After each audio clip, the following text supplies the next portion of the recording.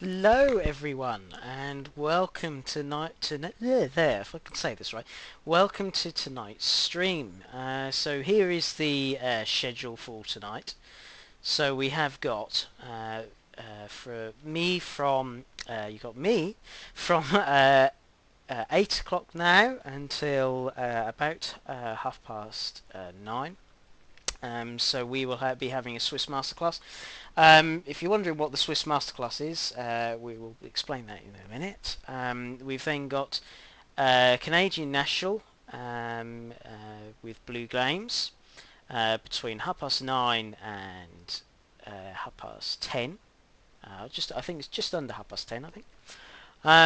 We've then got me back with Steam Workshop at 10:30 or around then. For some Steam workshops. These will be ones that I've run not too recently. I'll just finish off setting up the game. It's just taking a bit of time. I'm nearly there now. But yes, so I'll just explain what the Swiss Masterclass is. So we'll be running the RHB, the Gotthard Bahn, and I think it's Lace Constance is the name of the route. And I'll be going through each locomotive that's available in Train Simulator. So yeah, I think we're pretty much there. Let's make sure I've got everything set up correctly. Can everybody hear the audio all okay? Can you see me all okay? That's the question. So let me go back into TS and actually get this right so I can see what I'm doing. So here we go. Thank you, Crucible. Thank you. So basically we'll start off here. So we are at Burgun station. Now, interestingly about Burgun, you're probably wondering what this building is here. This is the Barn Museum by the Albulla. This is a museum I've actually been to. It is really, really good. If you can go, definitely go. There's now a crocodile that sits underneath here, and you can actually drive it as well. It's got a simulator in it, which is really, really fun. Also, just a little note before I forget, the coaches are really clever. You've got these little destination boards. So as you can see, Samaritz, which has got the Glacier Express. So what you can do is when you... I'm in a free roam scenario at the moment. You can change the destinations on the coaches. So if you can see, if I go further down the train, where are we? Here we go. So this is... well, I mean, obviously that one's not correct. I should have checked that one, really. That says Pontresina and Tirano. That's going the wrong way, but I think there's another one down here with a destination board, which should be correct. There we go. So, from Kerr to Samaritz. So that's correct. Yeah, I just messed that one up a little bit too much, but there you are, never mind. So yeah, I suppose we better start, don't we? So let me get this back up, and then what we'll do is we'll set the road. So we'll be using Danny's fantastic Workshop Wednesday or workshop route. So basically this includes the Albulla line, the Engadine, and both Bernina lines, which is, I mean, it's fantastic. We're going to use it to its full potential. So we're going to go up through the Albulla. We're going to come up to Bivar. We're going to come up to... I'll forget this right first because I should have made... I made the scenario. Come up to Prida first. We'll come up to Prida. Go through the tunnel. We'll change locos there. Then we'll go to Beaver. Swap locos there. And we'll swap locos further along the line. So let's get started, shall we? So you're probably wondering yourself, so what locomotive is this? So this is a GE GE443, which interestingly is quite easy to find because it says on the side of the loco. and these are quite modern. I think they were built. I'll get some information out in a bit, so we can get all the dates and everything. Make sure I'll just open the door so we can get everyone in. I think they're closed. Oh, no, not quite closed yet. But they are lovely locos. I mean, the paint schemes on the RHB are just brilliant. I mean, the Rhaetian Railway has its UNESCO World Heritage, hence why it's in UNESCO livery. So yeah, let's get started, shall we? And we're off.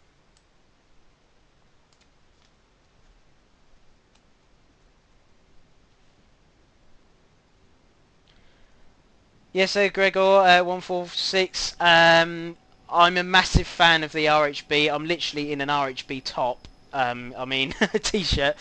I've been obsessed with the RHB for a very, very long time. Oh, thank you, Crucible. Yeah, 1993 to 1991.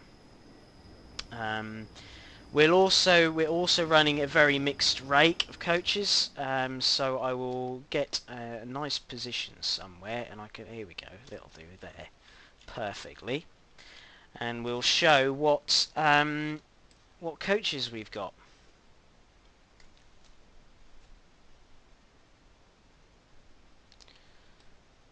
So we're actually running the Glacier Express, which is quite a long run. I think it's the slowest express in the world, if someone can correct me right.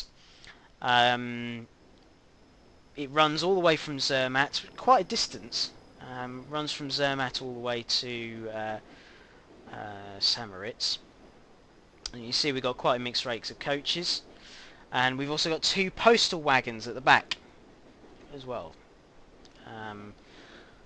Which is quite interesting because you can literally have Swiss Express trains and they will have absolutely everything and anything attached to them. You know, they'll have coaches, you know, extra coaches added on, freight wagons, the lot, basically. And also, before I forget, so we're currently on a section which is rather interesting. I think, yeah. So we've now come down this section here, as you can see. So we're now going into this tunnel. We're actually going to come out here. So if I now come up to here, say, there we go. It's quite an amazing route.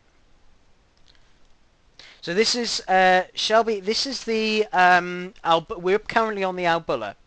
Now, one thing you can do is Danny has a workshop route which combines the Albulla, the Engadine, and both Bernina routes, which are available on Steam.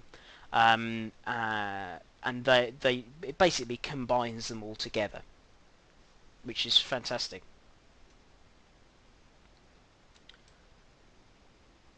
So you see, we'll be coming out of here in a minute.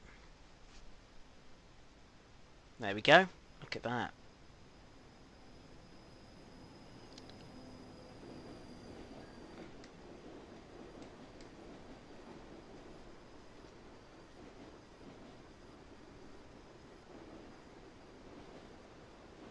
So it's quite a long train for because obviously this is a meter gauge line. It's, you know, for the sort of gauge, it's amazing the sort of trains that they do pull. And also here we go. So we are now going up, as you can see. We're now climbing. We're now actually going to end up there as well. MLHST plays. Yeah, I'm fine, thank you. That's alright. Oh, we got lots of... Yeah, some amazing views along the line, Shelby.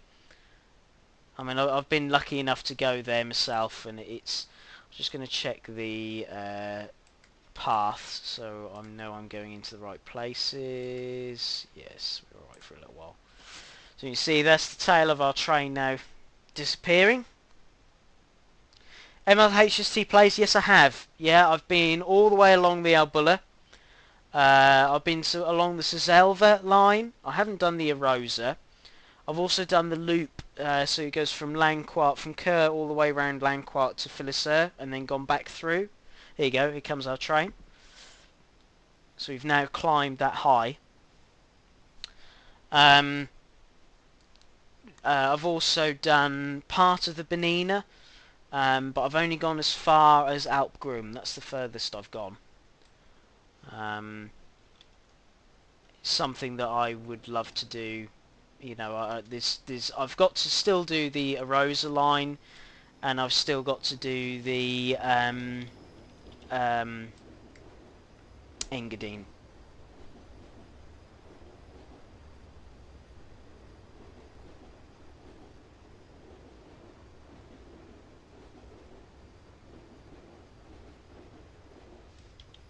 So we've now climbed quite a way. So if I go and zoom out, this is where we started from, and we're now up here. So it's quite an amazing climb.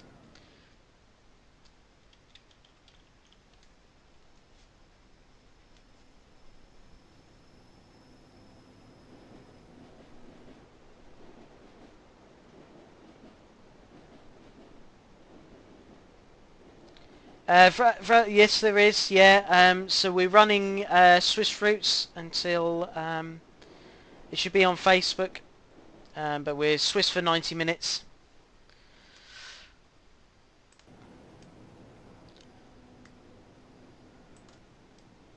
It's a lovely cab, this. Very spacious. Be good if I opened the windows, wouldn't it? You know.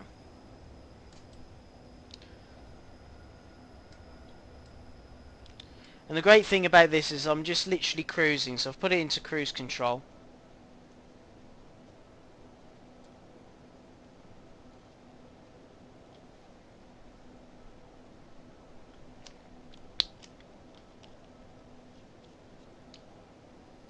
Yep, I'll do a bit of horn, give me a second.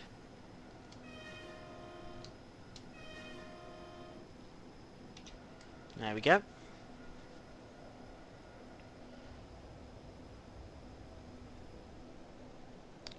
Neko Diva, yeah, we're not doing a descent. It would be rather fun though. Hi Pink Trains.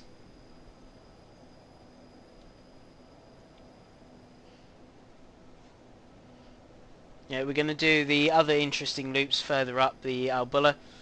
I did think about doing down Phyllis and going further up, but because I wanted to include as many routes as I could, I thought I'd start at Burgun and move up.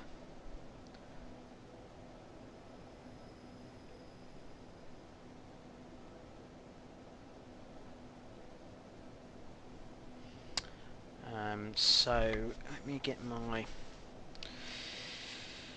I've got my history. There we go. Yes. There we go. We're going through a station. Obviously, because we were express, we're not going to stop anyway.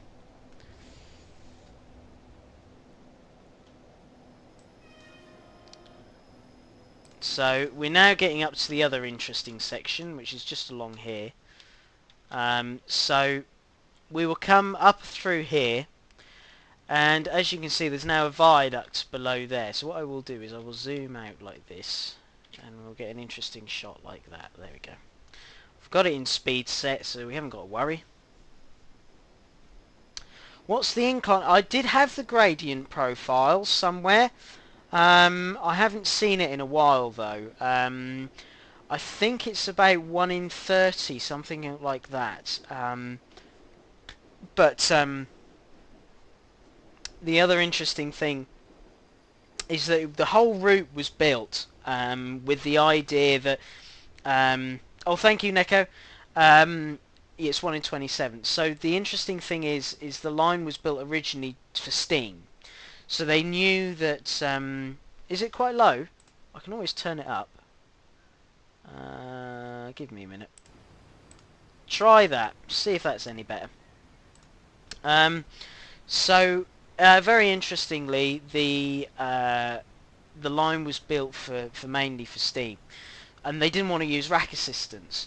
So they worked out what would be the best way to build the line, basically, with using steam. How can we build the line you know, in the places we want to with the gradients and not using rack assistance, and this is what they come up with. There you go, that's where we've just now come out at. So this is the Albula Valley. Interestingly, if you come here in winter, you can do sledging as well. That's rather fun. So you can see we're now coming through here. We're now coming over another viaduct. So we've already just crossed the valley once. We're now going to cross it again. Let's try and get a nice shot, shall we?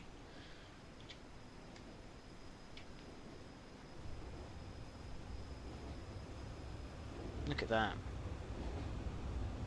Yeah, so we're now crossing the valley again.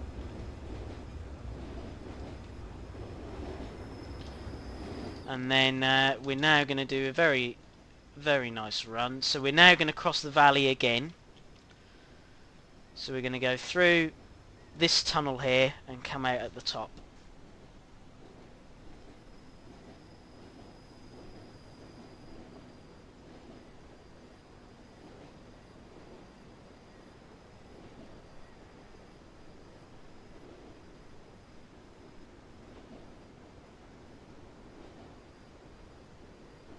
There we go, look at that. Now going through there.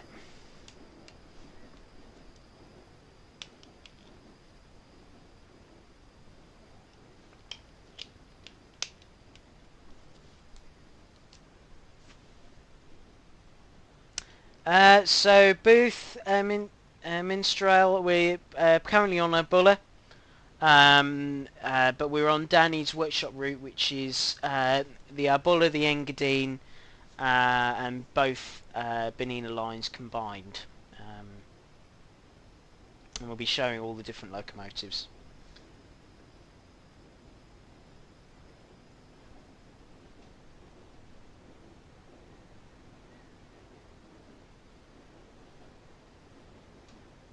There we go, and here we go, look at that.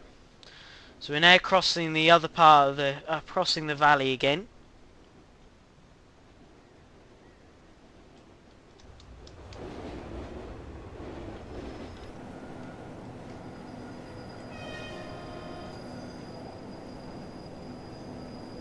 Yes, I think there's a passenger view. There we go, we're going the Glacier Express coaches. Let's just see if I can get a bit further down, shall we? I think I can. Well, we used to be able to, it doesn't matter. So yeah, this is what your view would be in the Glacier Express. We're now crossing the valley again, so that you can see where we're crossing it. And we're now going to go into another tunnel to come further out. So if we go into... So we're going to come up here now.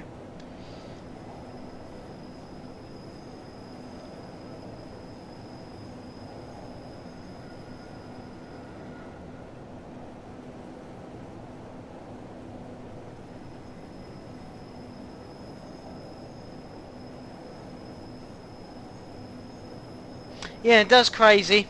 It does. It's something I wasn't entirely sure why these had a... I think I watched a video once on it, and apparently it was something to do with, it was a European sort of like it went with European law. I think the horn on this one. There we go. So we've now just come out of that tunnel. And when you look at the distance that we've climbed, there you go. So we've now gone from that one to that one, now to that one, and that was where we came from. Which is amazing when you think how many bridges, tunnels they all had to build to get this route right. Which is amazing.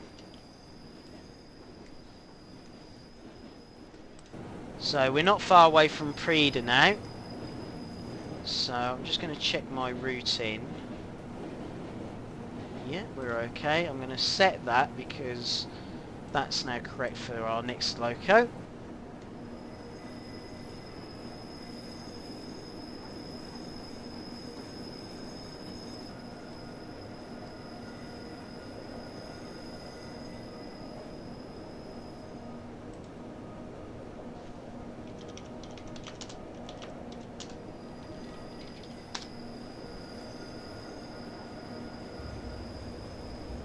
So I'll just give you a bit more history about the GE 443s. So they were built by SLM and ABB between 1993 and 1999. Interestingly, there's only 12 of them. They have a top speed of 100 kilometers an hour, which is 62 miles an hour. They're numbered between 641 and 652. Their length is 52 foot and 6 inches, and they weigh 60 tons. All of them are currently in service. Yes, Neko, yes they did. That was something that's an alarm to slow down to 40. Or slow to stop, I think, actually.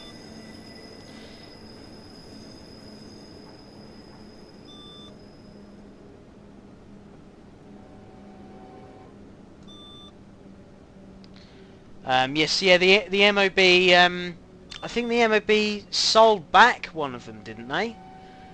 So I think the RHB have actually got another one now, from what I remember, but I think they've got to be re-engined, or because it's different voltages.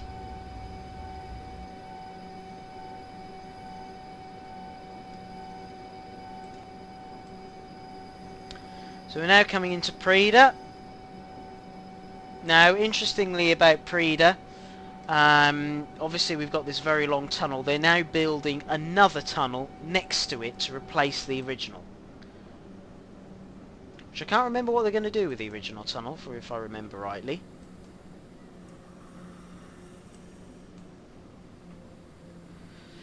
So at Preda, here we are. So obviously, realistically, the Glacier Express would carry on further along. I'm just going to put some more brakes on, and realistically this train would carry on up to Samaritz, but we're now going to swap trains and locomotives. We're now going to swap to a GE 663. This is a GE662, sorry. You can see the difference because obviously it's got 6 axles. Now this is a heritage livery, and obviously I forgot to mention, all the RHB locos, most of them are named. I'm not sure where the name is on this one. I don't know whether it's on the other side.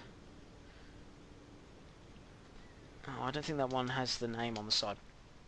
But this one is Davos, so we'll get our electricity up. So we now got power. So we're now going to set the road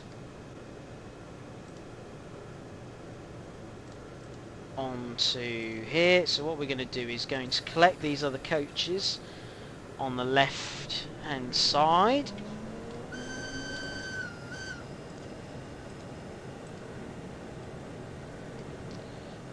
Go.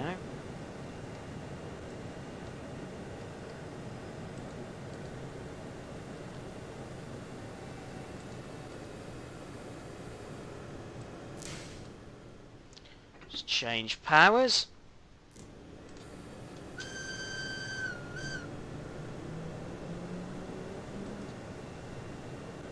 That's the one Crucible. Sorry, it wasn't MOB. It was Berry Apples Morgs Railway, yeah. And I think the RHB has just bought one of them, I think. I'm not too sure though.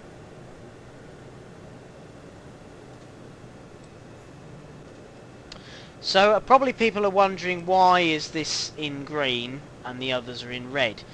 So interestingly, before the RHB, I think it was about 70s. I think up till about the 70s, all the RHB rolling stock was all green. If you look at the heritage rolling stock and things like that. and sort of like the late 70s and sort of 80s, you had this combination.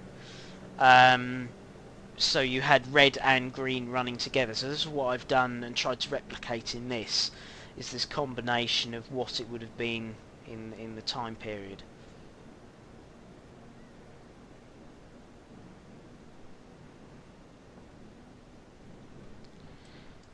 Radish, this is Obulla, but it is combined with on a workshop route which has got the Engadine and the Bernina lines combined as well. So we're now going to reverse and couple onto these. Try not to mess this up, Jamie.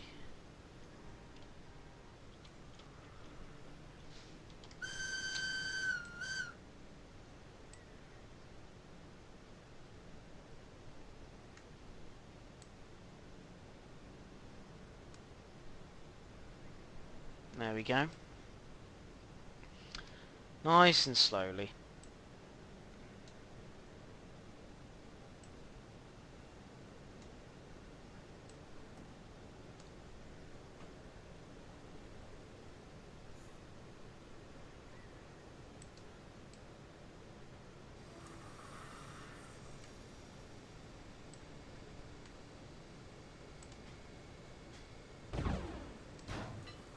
Right, so we're all now coupled. I'll just let the passengers in.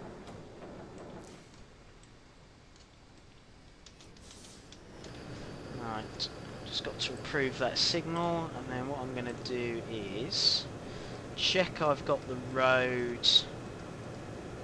So we're going to go through a long tunnel now. So we go through spinners. Just going to check that we've got the road into... Yes, we have. We're all okay. Make sure all the doors are shut before I depart. Yep, they are all shut. So, as you can see now, the cab is now completely different. Lot more, lot older. Also, the interesting thing about this, the doors do open on this. Look at that. That's pretty cool. Look at that. Love that. So we'll have the windows open in here. So yes, I don't think there's anything else we need to turn on. I think it's all okay. Got lights on. Oh, train lights, of course. Make sure they're on. Yep, everything is all okay. Right, time for the off. Ignore the red signal, I've had approval.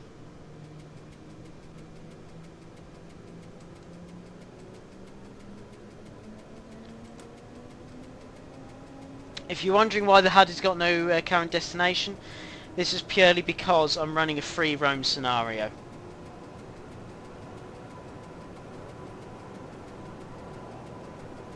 Laserjet, yes, we will have a look inside the coaches. Oh, I'm speeding. We'll have a look in the coaches in a minute. Once I got through the tunnel, we'll have a look. So, for people who ask, yeah, it's the steering wheel works. How it is you've got two power modes. Can you see on this side? So you've got BV and V, and R and BR.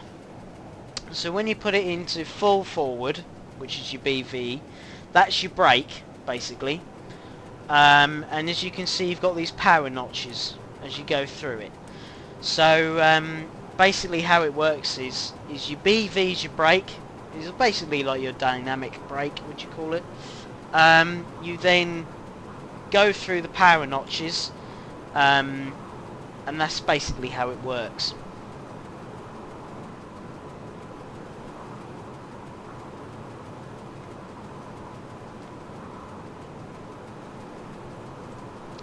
So while we're going through the tunnel, I will get you some information about the RHB GE662s. So these are a lot older. They were built, well, not a few years older. They're built between 1958, well, some were built between 1958 and some were 1965. They were SLM, BBC and MFO built. There was a total of 7 produced. They have a length of 47 feet and 7 inches. They weigh 65 tons. They get top speed of 50 miles an hour, which is about 80 kilometers an hour. They are numbered to, there's only 7, so there's 701 to 707. Unfortunately, those 701 has just recently been scrapped, but there is plans to preserve one, which is this one which we're currently driving at the moment, which was 704, which is Davos.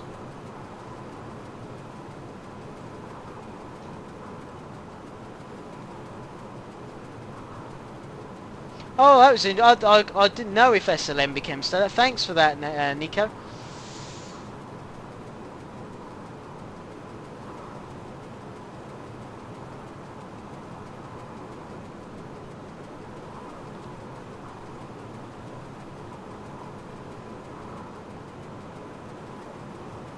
I love all the gauges. I just look, if I bring the power down, look at that. Isn't that so cool? And we got spark as well. Look at that.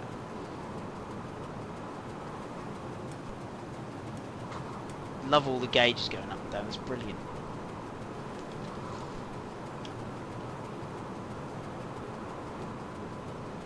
So most trains will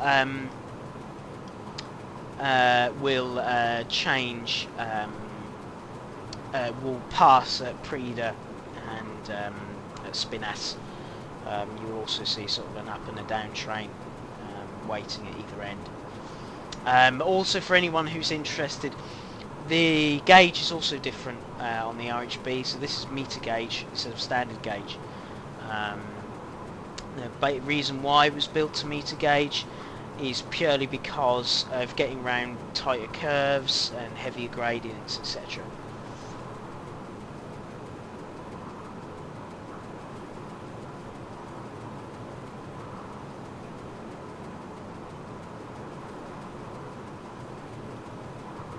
So we've got 2 locos down, and we've got 1, 2, 3 more to go.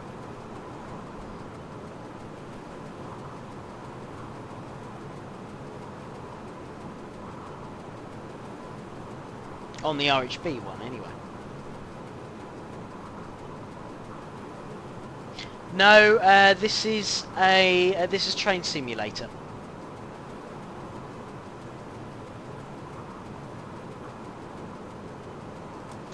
I'm going to bring our speed down. And what I'm going to do is I'm going to use the electronic brake to bring our speed down.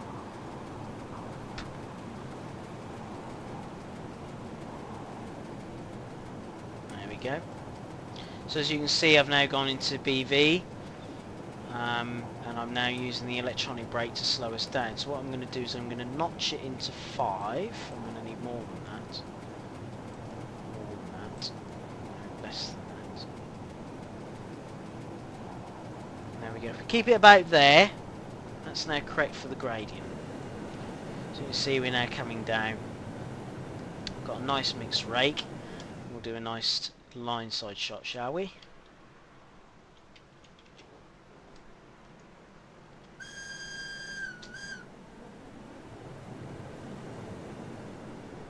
Look at that.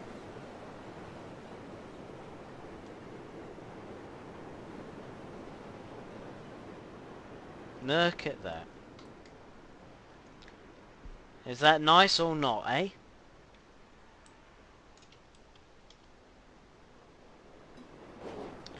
Let's see if we do a kernel cam, shall we?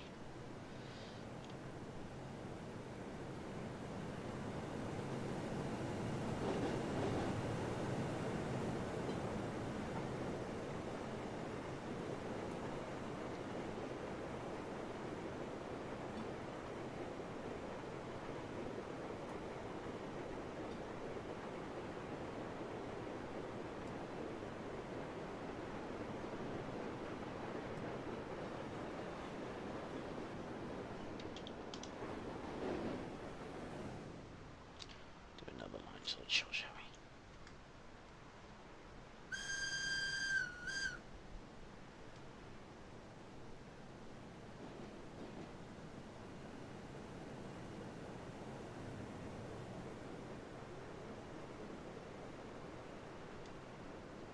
I must admit, it's a gorgeous route though.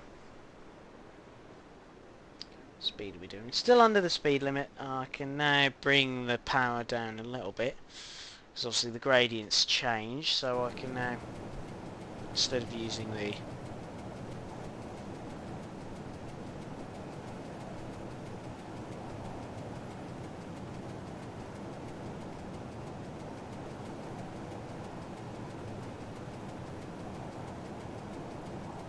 bring the power back up again to go towards the speed limit.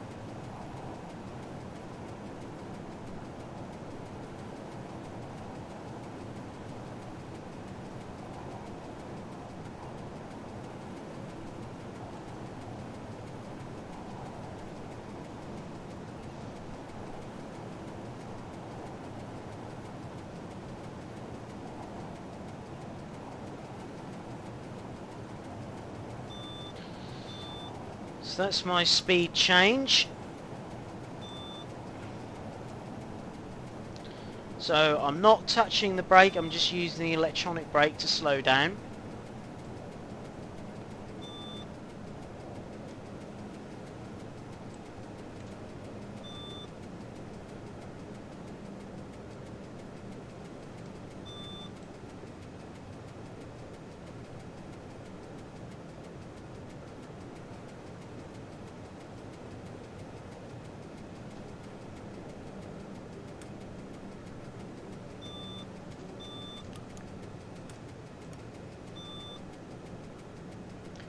So we're now coming into Beaver.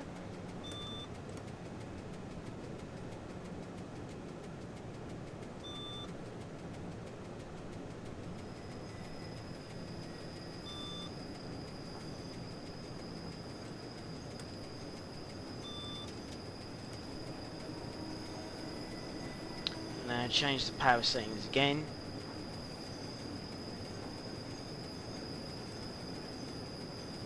And here comes our next locomotive.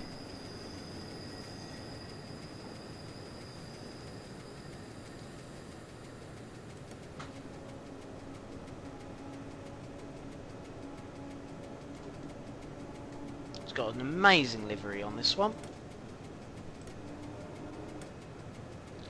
Just getting the platform first.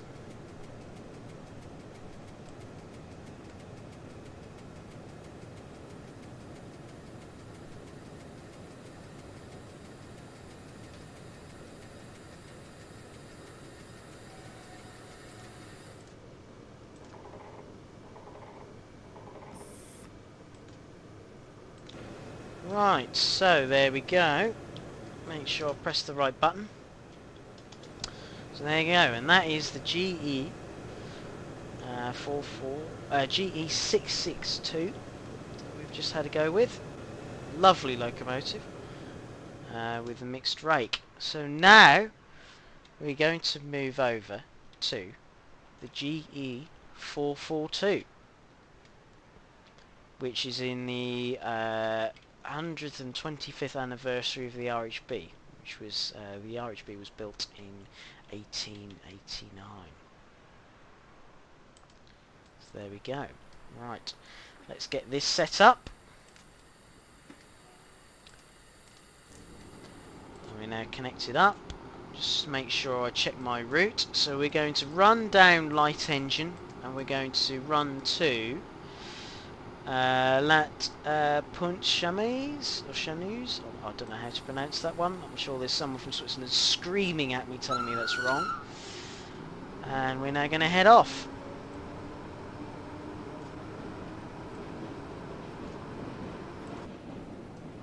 Another lovely cab.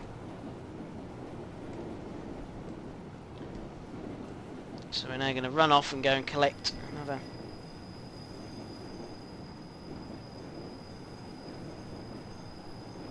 Oh, his restream died.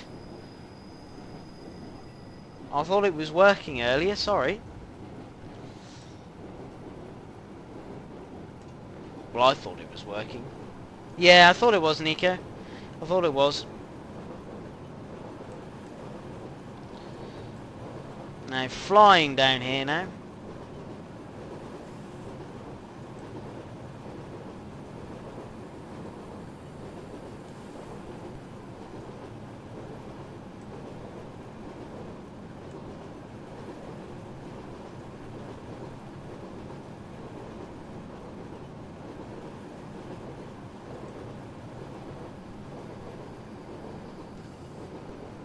Yes, it is. Sorry, Lentil Stew Dragon. I don't know. I should have changed.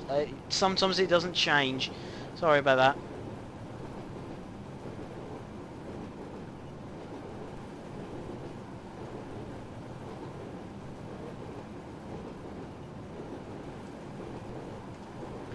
There we go. So we've got a bit of a speed limit change as we're going around this tight curve.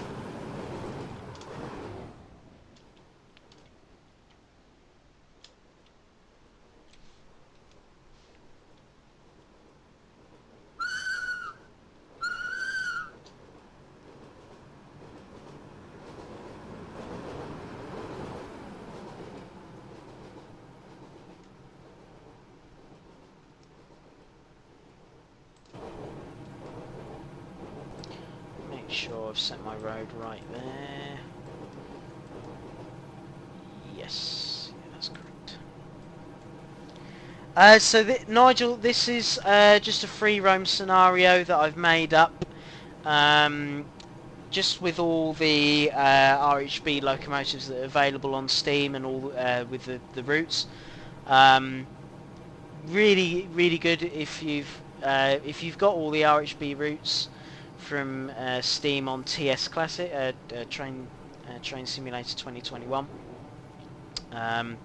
It's all there, and it's this is Danny's workshop route where he's connected them all together, or at least the ones that can be connected. So it's the Albulla, the Engadine, which we're currently on, and then the Bernina, which we will be on in a bit.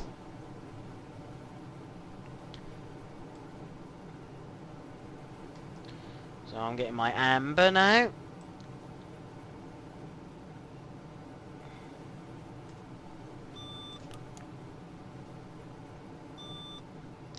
So I've got my red, but I'm now going to get approval for danger. I've now got the green.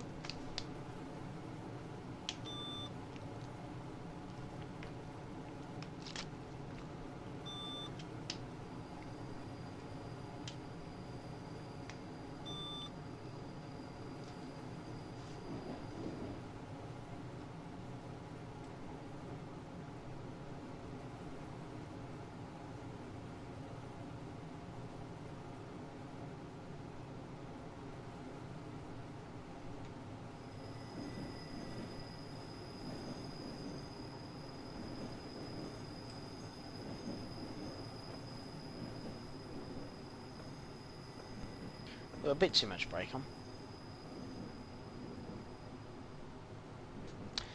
Ah, right, you haven't got Lake Constance, Nigel. No, depending on time, we'll probably, hopefully show that off. I have got the Gotthard planned as well, so I'll probably show the Gotthard. If I get chance to show Lake Constance, I will. If not, I will do quickly at the end of the next stream, or the start of the next stream. I'll just do a quick 5 minutes on Lake Constance.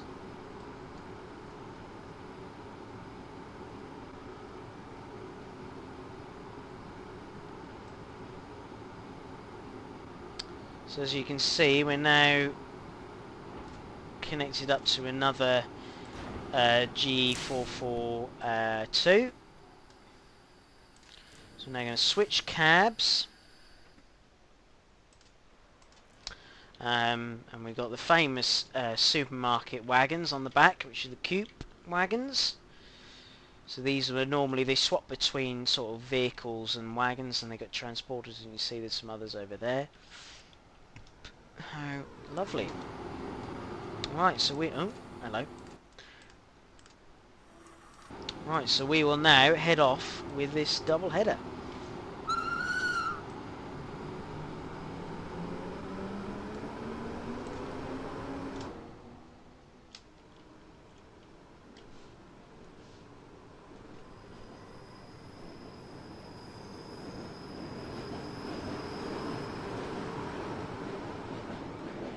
Also, the interesting thing about this is I've put the pantograph coach in the middle as well, which is something that does happen.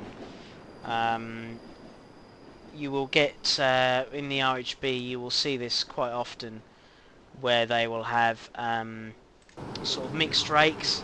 So you'll have that they've added. That will be the 4-coach rake, and then they'll have another 2 coaches add on the end, as well as the coupe wagons. So it's a very interesting rake. And also notice the coaches are different sizes and shapes from different periods. Something that they did do.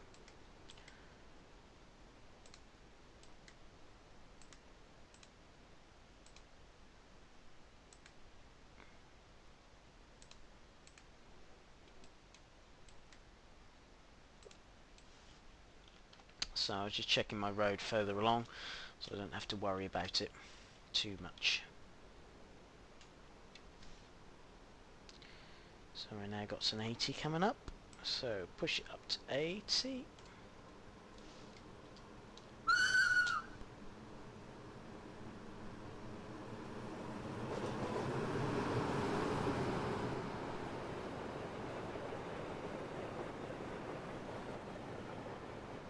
Look at that.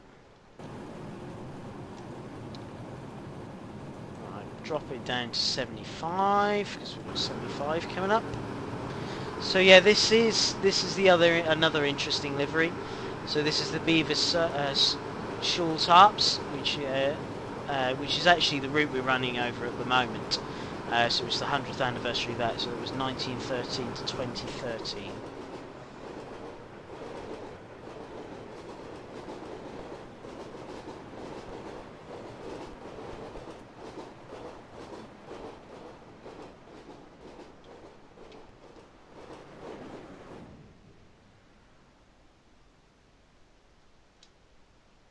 We've got a speed restriction coming up. Just checking my signals and point work. Make sure that's all correct. That's correct, and that one's correct. What have I done wrong then? Oh no, it's correct. Well, unless it's further along that I haven't set the road, which is possible.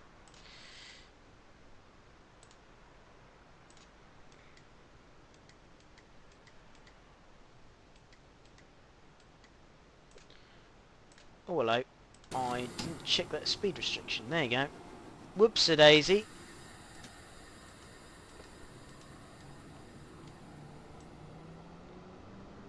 Let's set it to 30. Let's just change my road further along.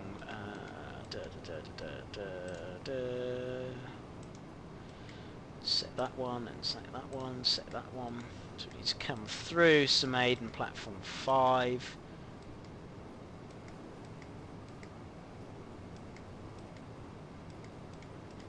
Yeah, that's correct. That's where we want to go.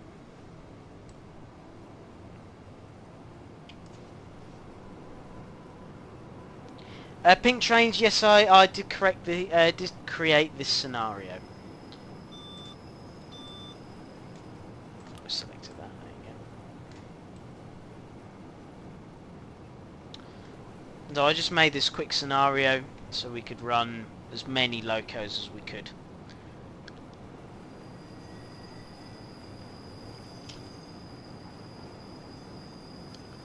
So I'm just going to tab.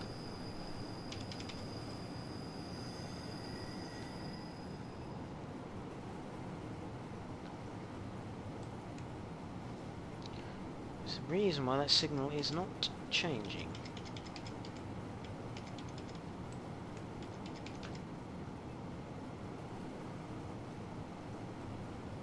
Even though all the roads are set. Never mind. We will just carry on.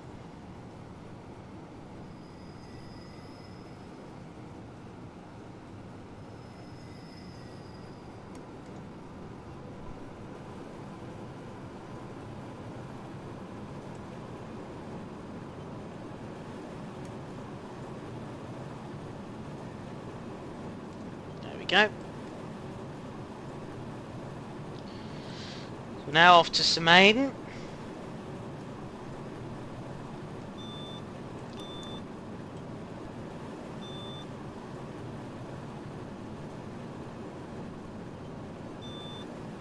Now Semaden is quite a large station again. This is one of the main depots for the RHB. So you've got a main depot at Semaden, there's another one at Lanquart.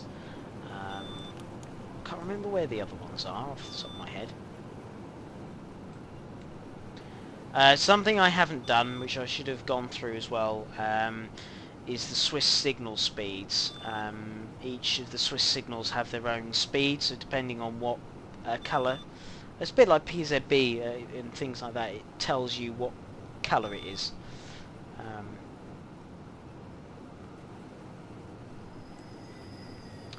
So we'll come through Semaden now.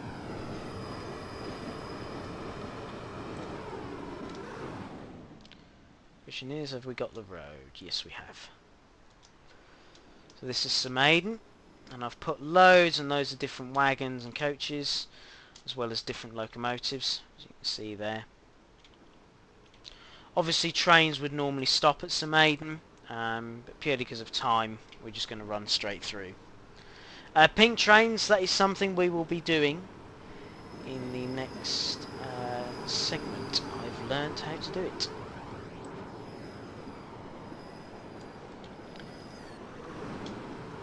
So we're now coming through Semaden.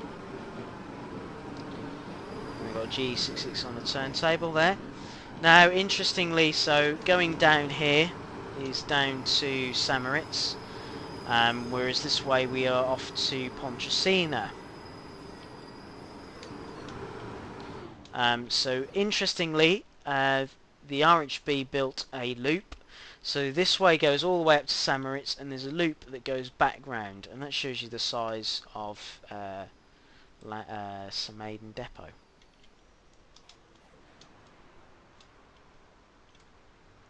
So we can push our speed up a little bit.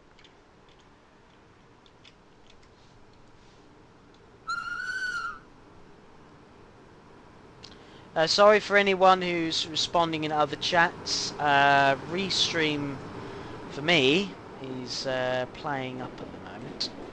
I'm not sure what's going on at the moment. It's having a wobbly, as it does.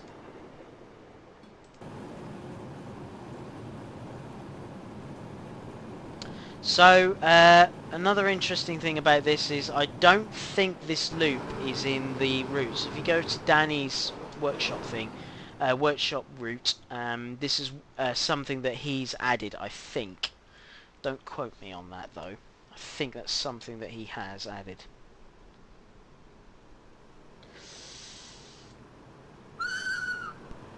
Look at that.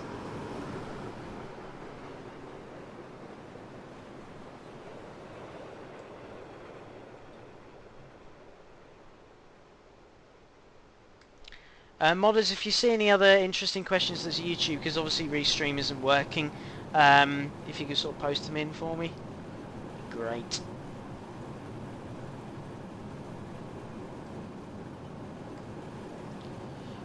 So let's push the speed down a little bit, because we've got 55 coming up.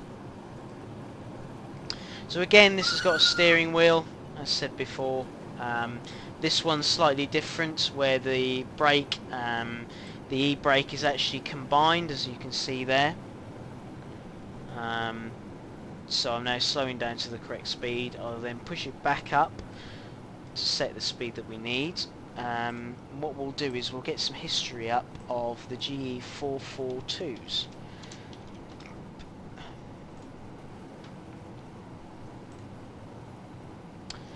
So the GE442s were built in 1973 and 1984 by SLM and BBC. It's 23 total produced. They have a top speed of 56 miles an hour. They weigh 50 tons and have a length of 42 foot and 6 inches. and to be honest, they are one of my favourite modern RHB locomotives. I'm lucky enough to have been to Switzerland twice, and basically filming these two, these class of locomotives is always fun. And I've been, it's something I've actually got in model form. I'm lucky to own two of these in HOM. Let me go over to chat again.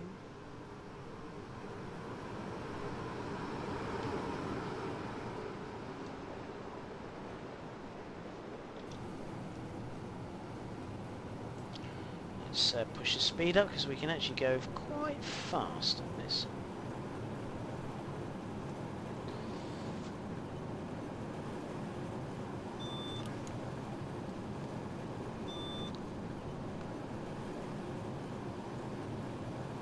So another interesting thing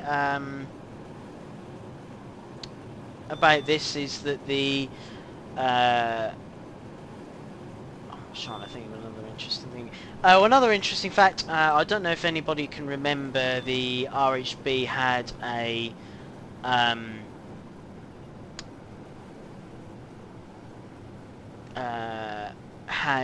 fan locomotive. So they asked 50,000 fans to submit their photographs on the side of the locomotive.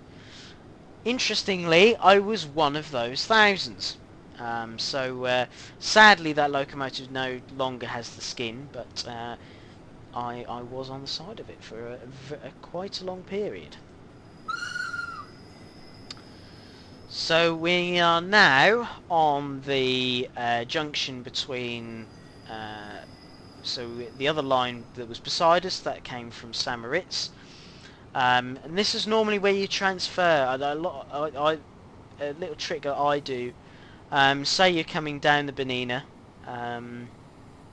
I normally come down the Bernina, coming from sort of Alpgrum and down there. I then jump off at Pontresina, and then jump on these, which then swaps over to St. Maiden, and normally you can swap onto a connecting train at St. Maiden, which is good fun. So yes, that is the GE 442s, gorgeous locomotives. So we're now moving on to something a bit more modern. This is the Allegra. These are built by Stadler. These are really nice locomotives. They've got so much power, these have. It's quite insane how much power they do have. So yes, so we're going to drive one of these. Quite a bit more modern cab. Now what I've got to do is speed set. So we've got to speed set to, got it set right, 35, yeah. And what I'm going to do is set the right destination.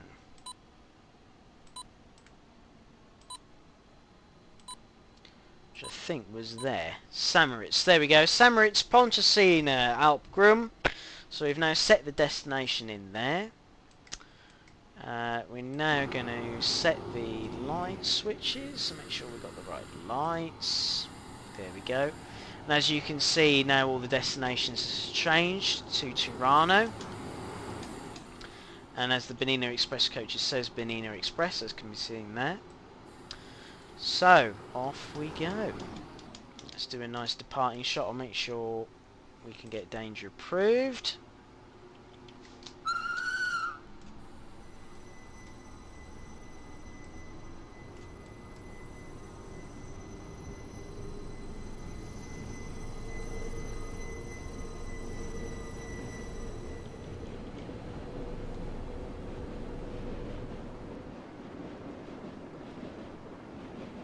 So again, the Bernina Express is a very long express as well. it runs from Kerr all the way to Tirano, which is in Italy, and we are just running part of that route.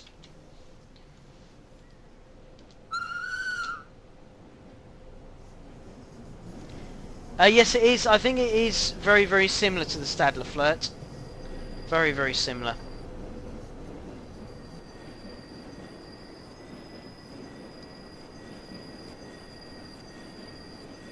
The Glacier Express sign was an interesting one. It actually came from a heritage railway that I volunteer at.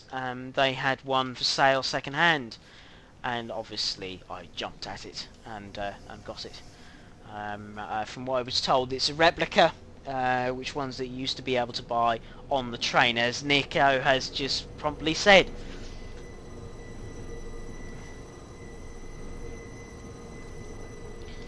As you can see, I didn't have enough power down, so we're struggling up the hill.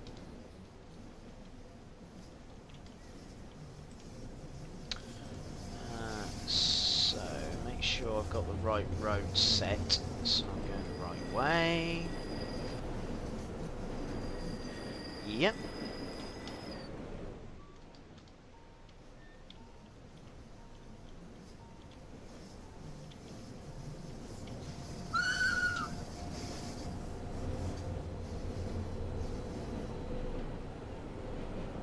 But these units are quite common now.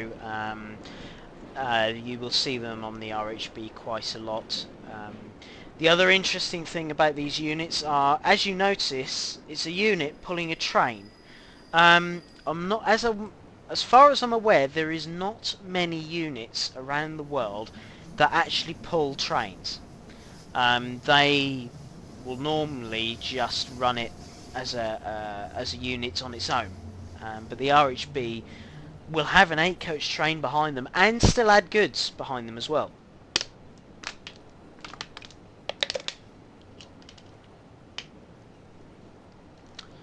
But I will get up I think they're the ABE, RHB, ABE.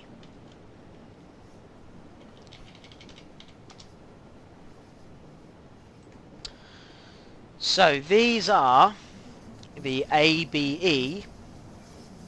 Oh, I can change my speed limit. So what I'm going to do is show you how to change the speed limit. So you've got like this speed set. So we'll put the speed set up to there. Shift it forward, and it will then stay at that speed. There we go.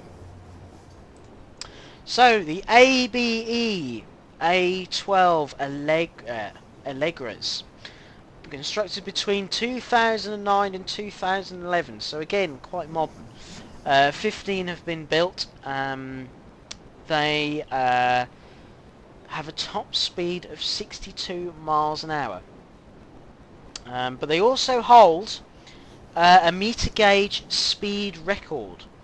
On 5th of December 2009, during a regular pre-service shakedown trials in the Bernina tunnel, an AB812 set a new speed record on the meter gauge railways at 139 kilometers an hour. The previous record had stood at 134 kilometers an hour. So yes, that is quite an astonishing speed for one of those. Yeah, so we're now on the Bernina section. So if I go out to my map, so we started out all the way down here in Burgun. We've come up the Albulla, up to Beaver. We then went down the Engadine up to here.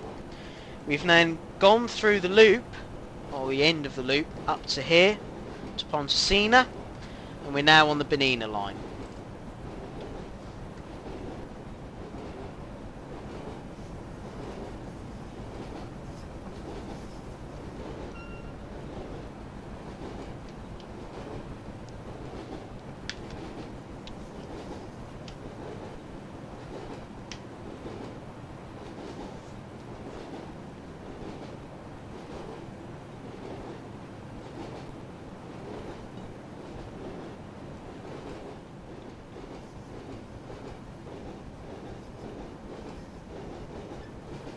So, also an interesting thing about the Bernina line, the difference between the Bernina and the Albulla is the Albulla was obviously built for steam.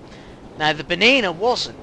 When the Bernina was first built, it was built with primarily electric in mind. So the gradients were then a lot heavier. They made them a lot heavier.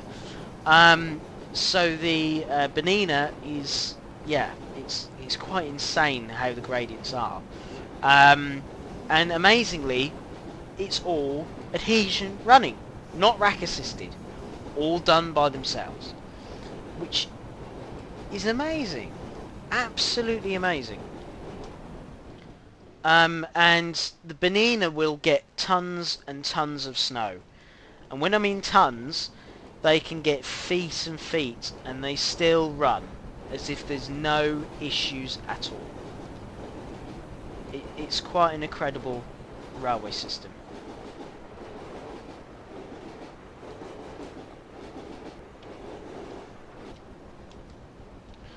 So as you can see, we're running the Bernina Express. What we're going to do is bring it down to 35.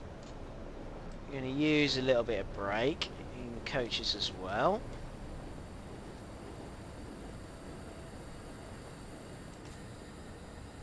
So obviously the actually I forgot to speed set first. That's what I should have done. There you go, that's better. So we're now going to go. Bit of crossing action.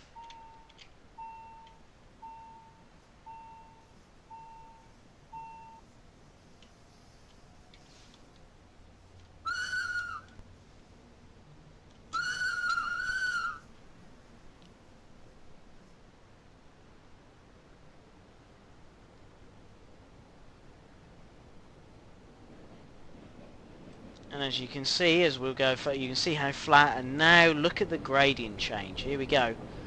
We're now starting to climb.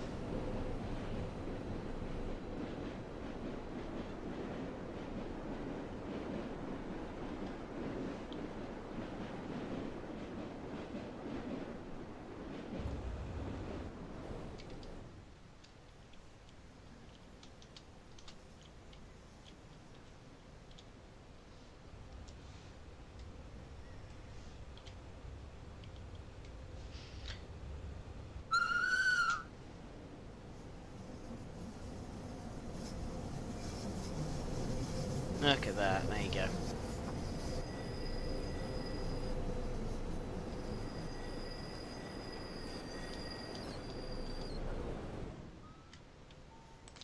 Right, and we've got a speed set coming down, so what I'm going to do is just change the speed setting a bit.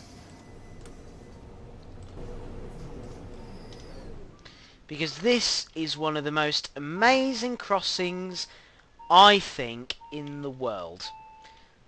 If you can imagine sitting at this crossing, and basically if I zoom out, look at that. It's a crossing that it loops on itself. Let's try and get a nice angle, shall we? There we go.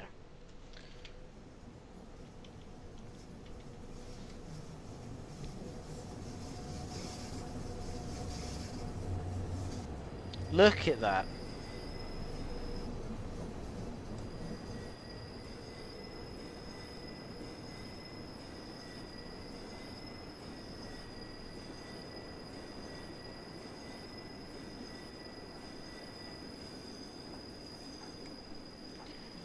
And there we go. Look at that. Do a view in the coaches. There we go. That's better. Actually go in the direction of travel, shall we?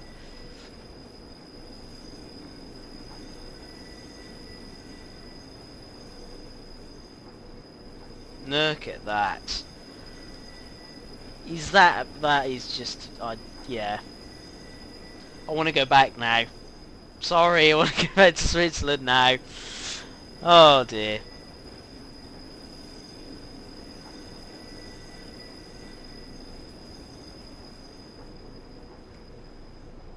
amazing just watching the train do that. There you go. Right, let's put the speed setting back up a little bit. Put our speed up.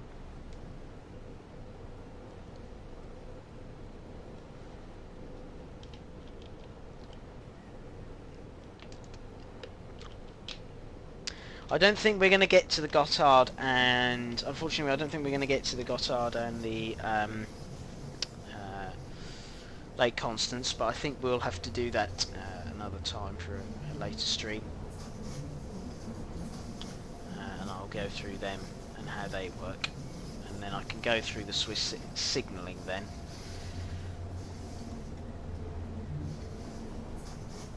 There we go.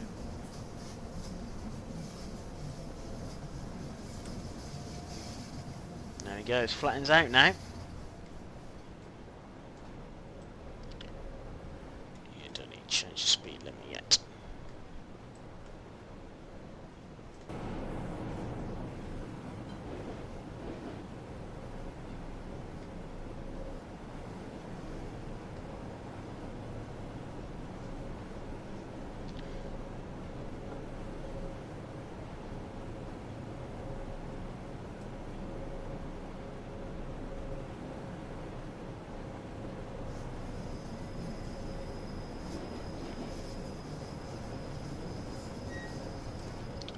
That's one thing I didn't check. Have we set our road?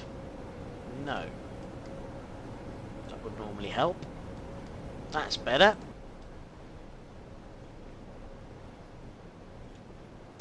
So we're now going to move on to our last locomotive.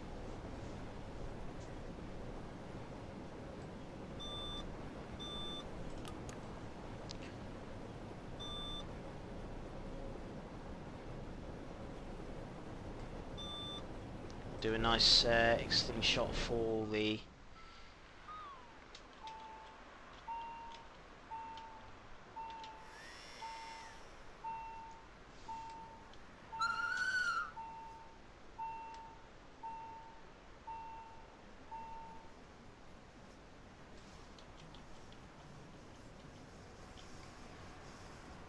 look at that, there you go.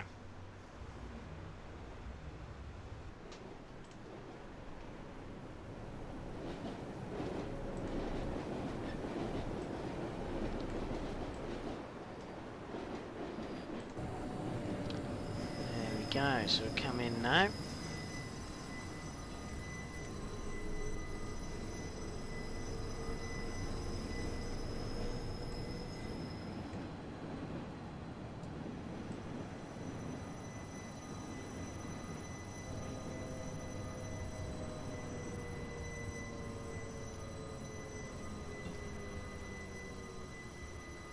So obviously the Bernina Express would naturally not stop here. It would carry on and continue down the line onto further along down the line all the way to Tirano. So what we're going to do now is we're going to move over to these, which again are very, very interesting locomotives. So we've got two there, and we've got a coaching set there. I was going to add some goods on the back, but looking at the time, I think we might as well just go for it. So, make sure we get all the right lights on. Yep. Right. Set the road. Are we clear to go out? No, I don't think we are.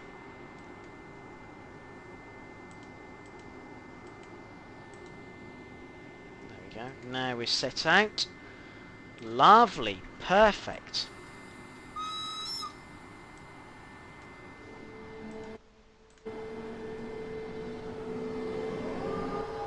So these are the ABE 44s.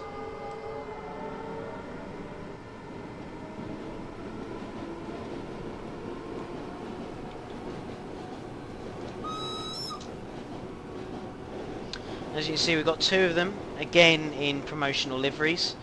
So we've got the UNESCO livery and the Bernina 100th anniversary, which was 1910 it was built. I'm going too fast, as usual.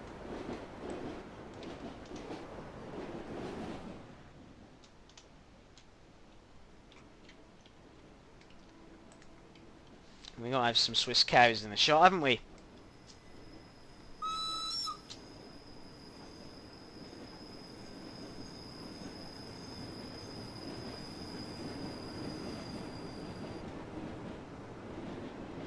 There we go, look at that.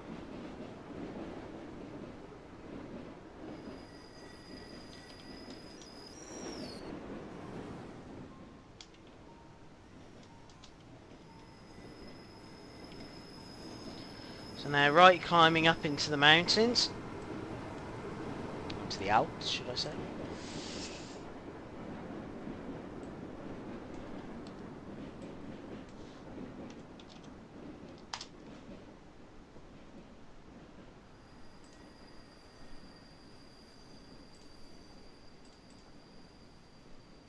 Oh, I forgot to mention these are the ABE 443s, so there was another 2 versions before this. So they were quite popular locos. So they were constructed between 1988 and 1990. There was only 6 built, and they were manufactured by the Swiss Locomotive and Machine Works. And they were only really used on the Bernina. They had a top speed of 40 miles per hour, and I've just hit a signal because what did I do there? What have I done wrong? What have I done wrong? Oh no, that's alright. I haven't done anything wrong. That's alright, we can head off again, it's fine. Oh, that's correct, yes, Nico. Yes, I forgot about that because Bernina runs off a different voltage, doesn't it? Of course, yes. So, that's another fact. Bernina runs off a different voltage. Is it AC versus DC? I'm trying to remember off the top of my head, Nico. Might know more than me. Or is it that it's a higher voltage? I can't remember.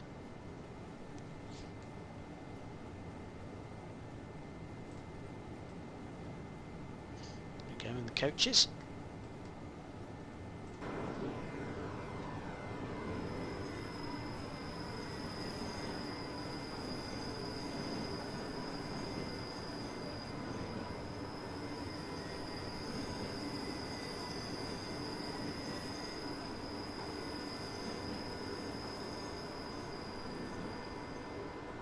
Yeah, so pink trains, we started on the Buller, we then went on the part of the Engadine, and we're now on part of the Bernina. There's 2 parts to the Bernina line.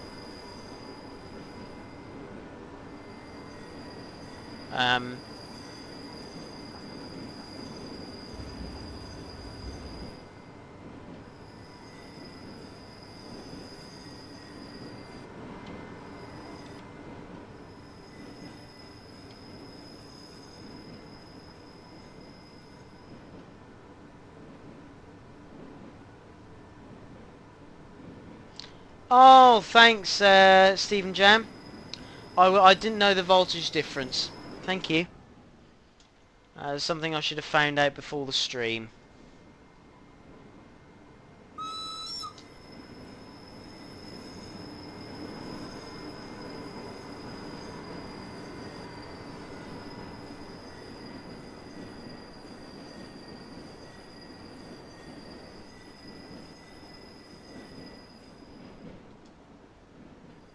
Oh, we can speed up. Lovely.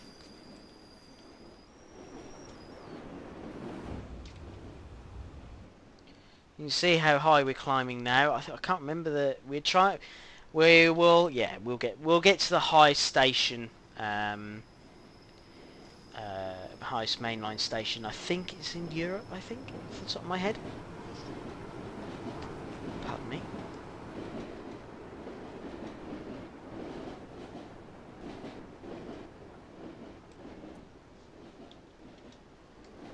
Now this is a lovely sight on the train. If most of the trains do have opening windows, and you can sort of take photographs out of the windows, and it's lovely because you get if you go further down the train, you can get these lovely shots of the train climbing up the mountain.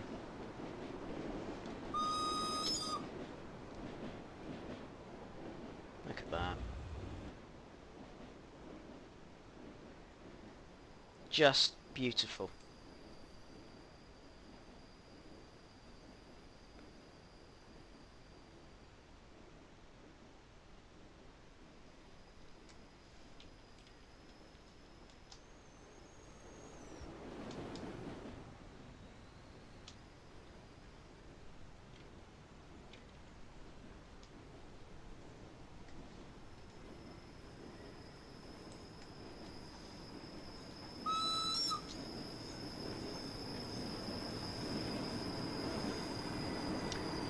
Dean, yes, we're just about to come to some lakes. And Nigel, we are driving the 2 routes I failed on the other night. So we're running the steam routes I failed on the other night.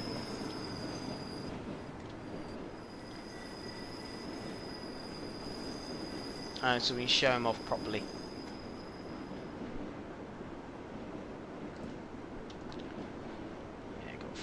We're nearly there. Yeah, we're just, Dean will be next to a lake in probably about a minute's time. So I'll go and get back in the cab.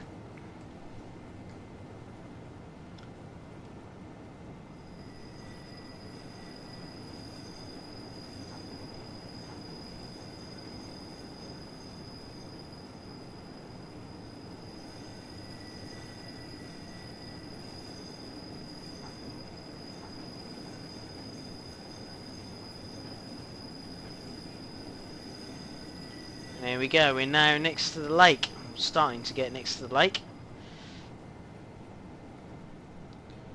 We can now speed up to 45.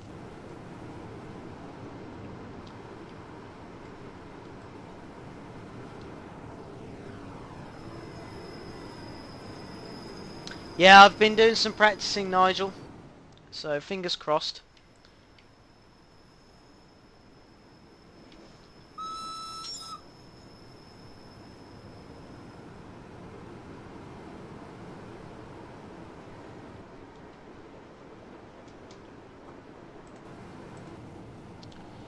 So we got flashing, so that means crossing.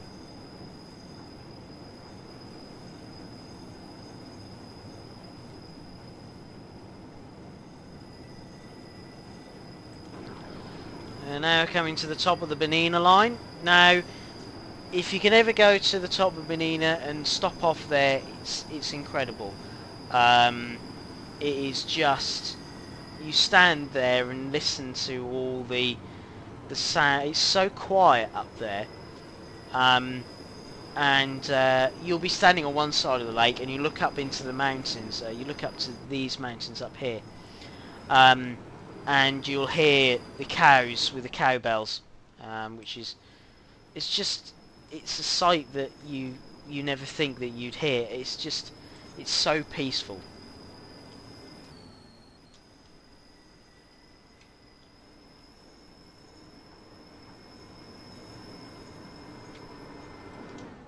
Let's try and get a nice shot with a reflection in the lake, shall we? There we go.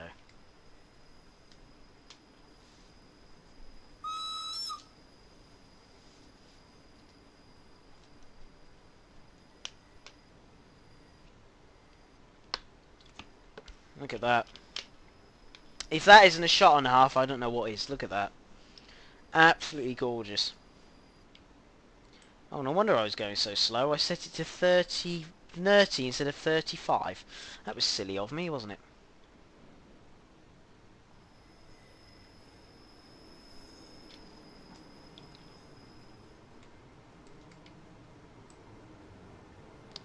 So we can now push up to 45, and we're nearly there. At the top of Bernina. Now, interestingly, the top of Bernina, will it say here? Here we go. We are currently 7,403 feet above sea level, which is insane for a railway. And here we go.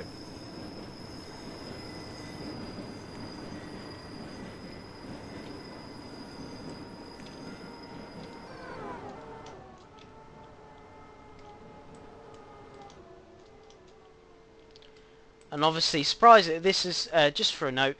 When you see this flashing, this means that you have a request stop. You will also get request stops inside the cab as well sometimes. I don't think it happens in these, but I'm not entirely sure.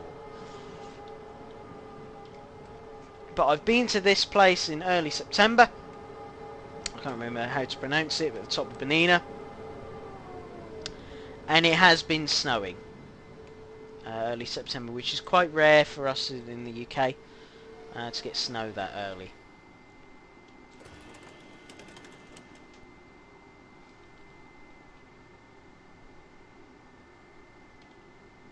Yeah, so that's the electronic brake. So there we go. We're now at the top of Bernina, 7,400 feet above sea level. So there we go. Well, I hope you've enjoyed this sort of Swiss Masterclass. Sorry I haven't gone into too much detail about absolutely everything, and I didn't get to. I'm sorry I didn't get to Gotthard and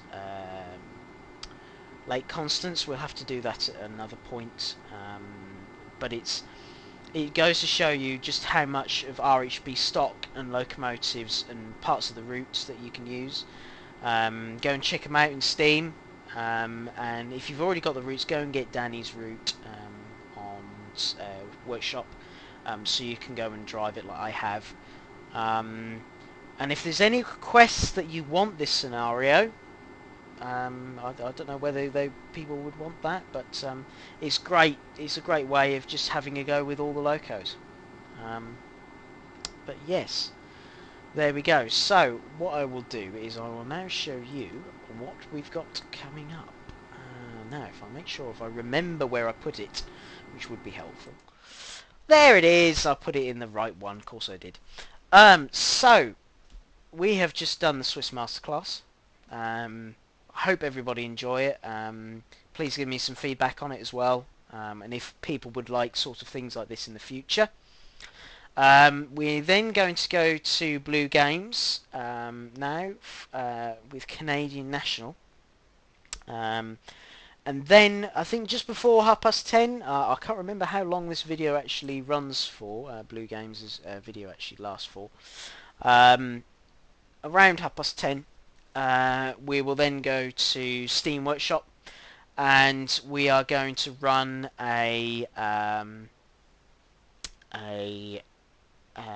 the two routes recently that we did that I failed on Steam seriously badly.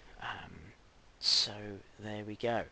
So I hope you enjoyed this section, and I will see you at around 10:30. So, and enjoy Blue Games' section. So I will see you soon.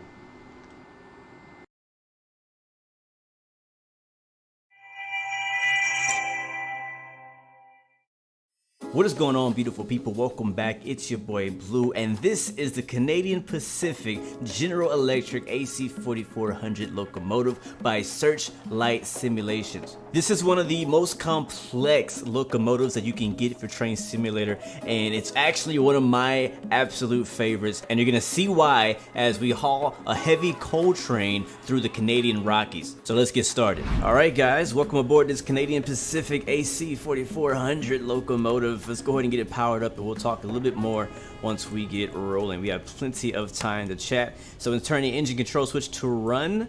There's our conductor there. He's going to talk to the RTC, the railway rail traffic controller, to get us moving. I'm going to go over here and we'll turn on the, I think that's the short hood lights. Canadian Pacific 9717 West, proceed when ready. Switches are lined up for you to KC Junction on the north track. I have an eastbound train of empties coming off of the mountain sub, so be prepared to wait at KC Junction. Roger that. Let's go back up front. We got that going. Let's go up here and we'll get the yellow thing. We'll put that in there. That's actually the reverser. I'll go over to our left and we'll turn on the ditch lights, turn on the front lights or the headlights, and we'll leave off the rear headlights. We don't technically need those.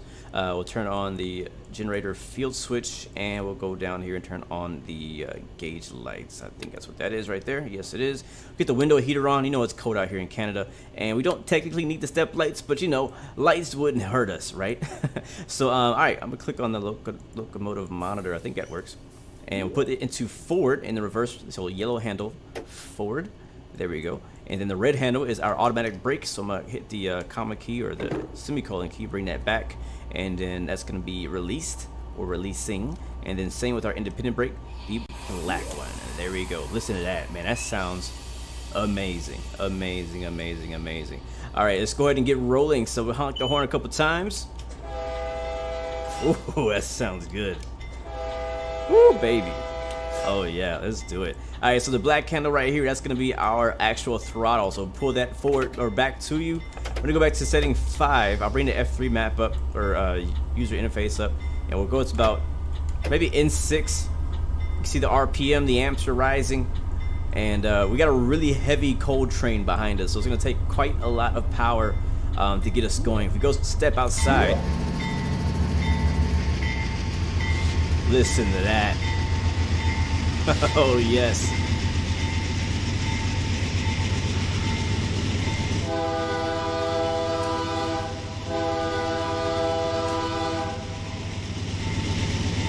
That sounds amazing.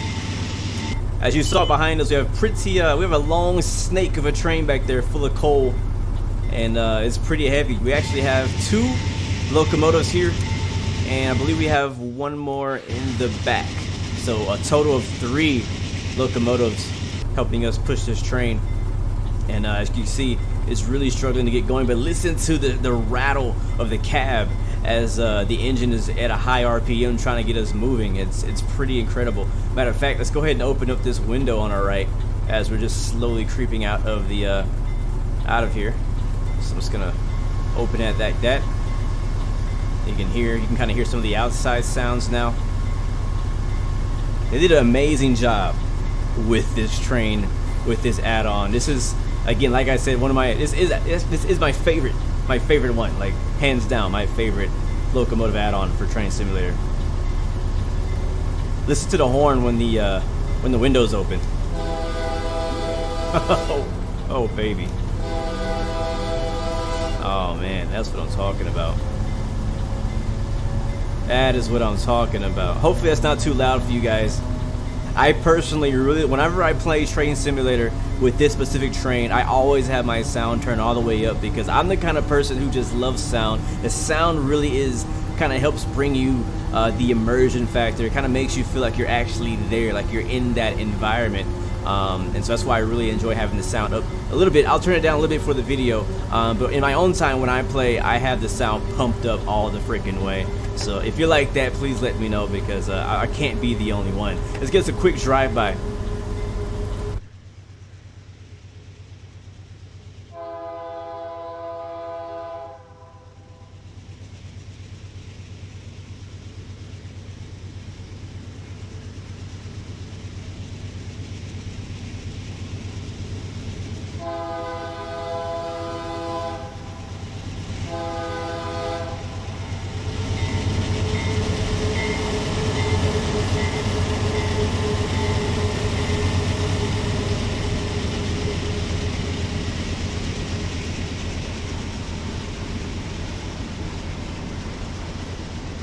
Come on, man, that is just wow. This is what we're missing right here on Train Sim World for sure. But check it out. Speed limit is 20 miles per hour as we roll out of here. I think we're at the Golden Yard or something like that. Let's see where we are. This Casey Junction up ahead of us. We'll go down here. We are at, yes, Golden Yard. So we're rolling out of Golden Yard. Speed limit is 90 miles per hour. We're at 17, so we're doing all right. We'll give it some more power back up to setting 5 in 5 for our speed setting. And things are looking good so far. Right now we're on an even gradient. We don't have any hills, any mountains at this part of the track, but I will say that this route has a lot of extremely challenging hills, mountains, steep climbs, steep gradients, and I failed a lot of missions. I have never failed at a train simulator so much until I downloaded this DLC. I'll tell you, man, it is definitely hard, but it's fun. It's definitely fun. It's a good challenge. It kind of makes you go back and even go back and do some research. Like, how do I drive this thing? What do I do when I'm trying to, start a train on an uphill gradient? Like, that's one thing I had to really figure out. It's extremely hard for a new player to come in and try to, start a locomotive that's this heavy on a gradient. Because, I mean, look at those coals behind us, man. There's so much back there, and they're heavy, very heavy. Let's turn that bell off now that we're out of the yard. But yeah, looking pretty good. 19.2 is our current speed limit, and looking pretty nice. Look at those beautiful mountains out there in the distance. I tell you, man, this is a beautiful route. They did a great job. I mean, I'm not fanboying it. I'm just really impressed by it. Like I mentioned before, my favorite route, my favorite train on Train Simulator, and I would love to see a train of this complexity on, like Train Sim World. Because I mean, personally, I do a lot of Train Sim World, and I prefer Train Sim World. But add-ons like this make Train Simulator worth it 100%. So there you go. But look at here. You can see right here, we're actually slowing down. So where it says miles per hour per minute, that means that every minute we're losing about 2 to 3 miles per hour. So if we want to kind of get to a better coast, we can give it some more power here. And as I give it some more power, we'll go to N7 here. It should lower that miles per hour per minute. As you hear the RPM spooling up, you're going to hear the cabin shaking again, or the cab shaking. Make sure you have your headphones on for this one for sure. There it is. Now it's in the green, so that means that we're starting to gain momentum, starting to gain speed. Ay, listen to that cab shake. Alright, coming up to the next little junction here. Or a switch, I should say. Which is the reason why the speed limit is only 20 miles per hour. Is because you don't want to hit that too fast. So you can see right after that we go to a 30 miles per hour section. Here's a crossing. We'll go ahead and honk.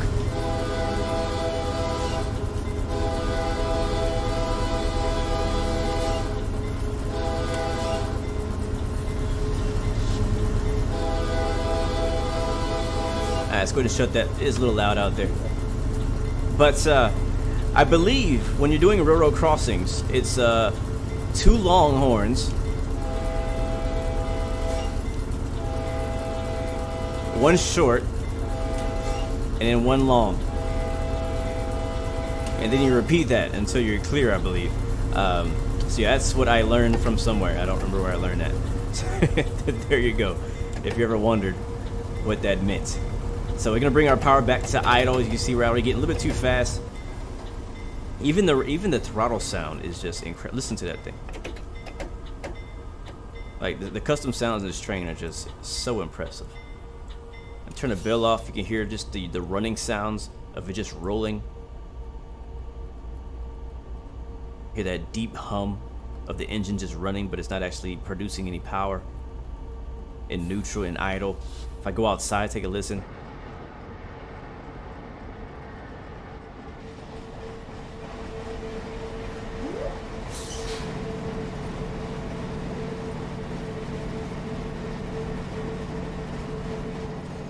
Like, that is just amazing. And actually, look off to our right now. You can see that we have another locomotive, another Canadian Pacific over there to our right. It's like a double deck, or a double stack over there, going the same direction. And we also have a yellow signal, flashing yellow signal.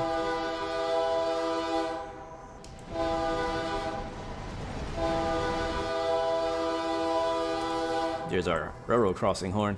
Flashing yellow signal, which usually means the next signal coming up will most likely be red or yellow. So we need to be basically, approach with caution. We can actually already see our next signal, which is another yellow, red, red.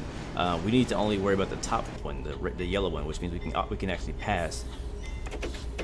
So right now we're at 17 miles per hour, so we did lose a little bit of speed while coasting, but it's okay because we have a red signal coming up anyways. And most likely it's because of that locomotive that train coming off our right. We're probably going to merge onto the same track with him. We may end up behind this train. We'll have to see when we get there. But that's probably why we have the yellow signal. I believe, and you can also see that the track actually bends off to the right here, but I believe we're going to be going straight and not to the right. So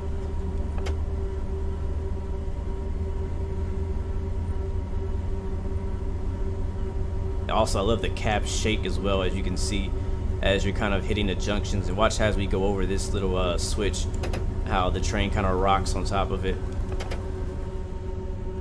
It also happens as you're turning corners and things like that. Just so much detail and attention to detail put into this train. I'm just extremely impressed. Alright, we're bringing that back to idle. Listen, the sounds are so immersive in this thing, man. So we have a bend coming up to the left, and I can see off in the distance we have a all red signal here. So we'll have to come to a stop. And right now we're at 14 miles per hour. The red handle is the automatic brake. The black handle is the independent brake. Independent brake is only for the locomotive. Only for the locomotive. As the automatic brake, the red handle, is for the entire length of the train. It's like a brake pipe that goes the entire length of the train. So we go ahead and bring the automatic brake. We're going to get the entire train slowed down. A lot of times the independent brake is not strong enough to get the whole train stopped. You can also see that back here on our little gauge here. It shows that we're going negative 46, and we're coming to a complete stop pretty quickly. Didn't take, honestly, much to get the train stopped from only 14 miles per hour. I mean, I only put in very little bit of automatic brake there. And here we come to a slow creep. Here comes another train on our left. Sweet. So, man, busy little junction here. KC Junction, I assume is what this is. Let's see, he's clearing the track now. And we got a, I think that's the one he was talking about on the radio, is the empties. If we go to, I think it's the 8 key. There it is.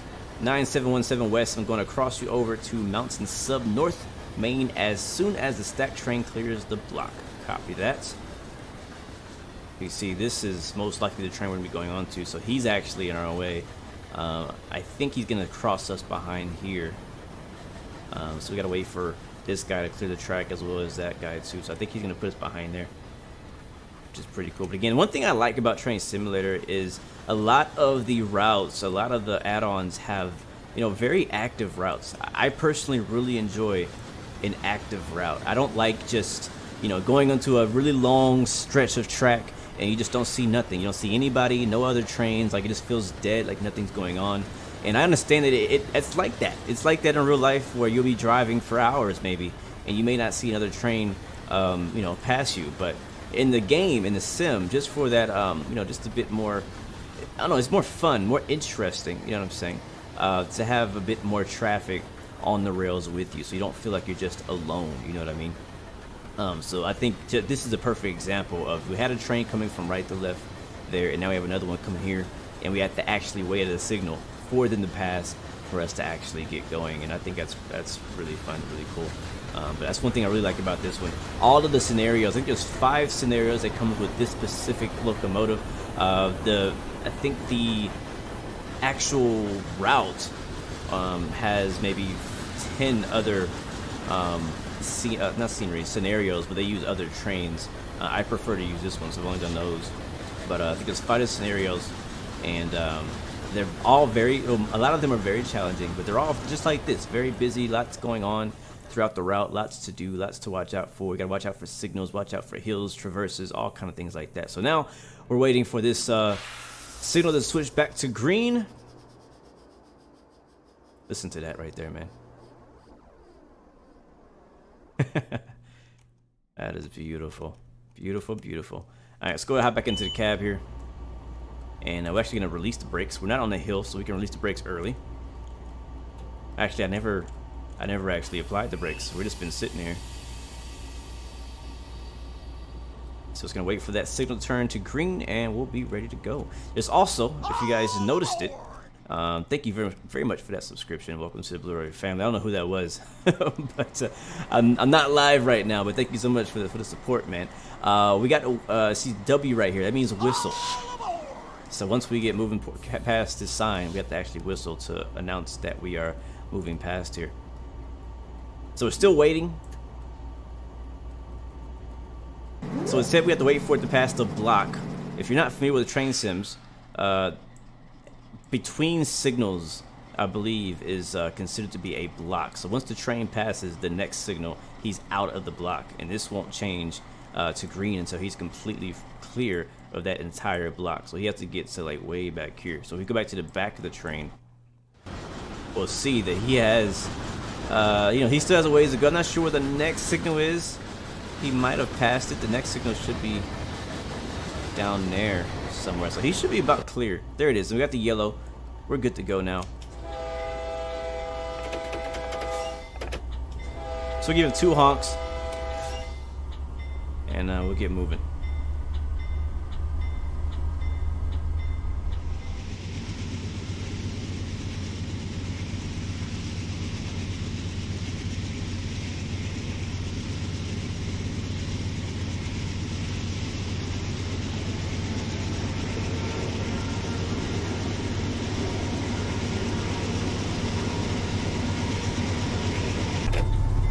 Alright, so we're getting ready to move on to the main line. As you can see, it's taking us a bit of time to get going again. Again, we have a very heavy coal train, and these things are a lot of weight on this thing, so it takes us a bit of time to get moving. I think we're also spinning the wheels a little bit, so we got to bring the power back. You can actually hear it when the wheels spin. I'm not sure if you guys actually heard it, but I may have been talking over it when it happened. Our new speed limit though is 30 miles per hour. It's gonna take us a minute to get there. I believe we have a 50 coming up, a short 50 mile per hour section down here, and I think it's gonna drop. I can't see what that says. We'll probably keep it under 25. So I think I do see a 25 over here. So now we need to go via KC Junction. So right now we're already within the KC Junction area. So I believe the reason that doesn't want us to go all the way to 50 miles per hour is because we'll be switching to the right track here.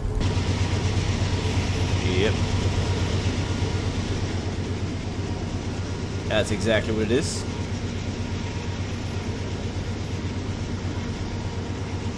Nice, we got us a timeliness bonus.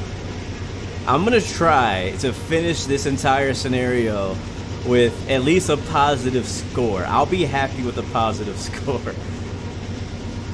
And we're speeding, as I was saying that. Let's bring it back to idle, please.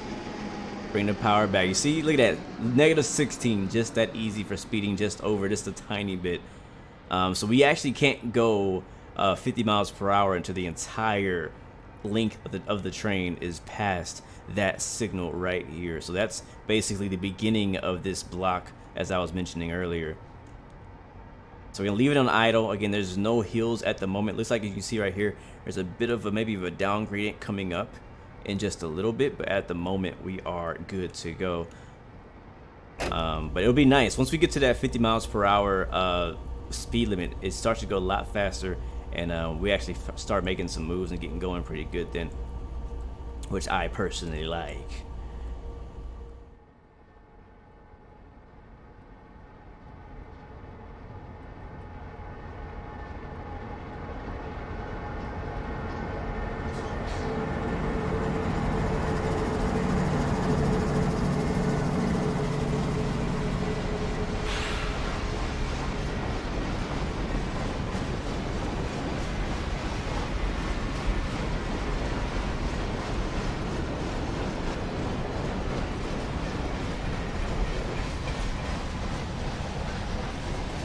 Oh my god, guys, the sound is just, I'm gonna be bragging about the sound this entire route. If that annoys you, I don't apologize, because it sounds incredible. Even on idle, as I mentioned earlier, even on idle, you can really hear just all the underlying sounds there. It's amazing. You guys, if you've been following the channel for a long time, you know I'm huge on sound when it comes to train sims, racing sims, flying sims, whatever. Like, I'm big on sound. I think sound is kind of like that final piece that you just can't go without. If the sounds suck, it really just holds back the piece of content. So there you go. All right, so we got to bring it to N5.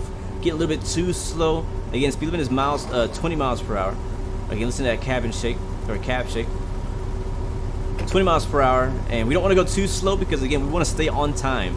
If we can stay on time, then we'll continue to gain points, which adds to our final score here.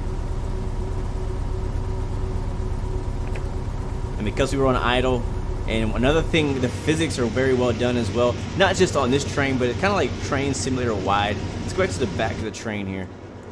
Here we go. Oh wait.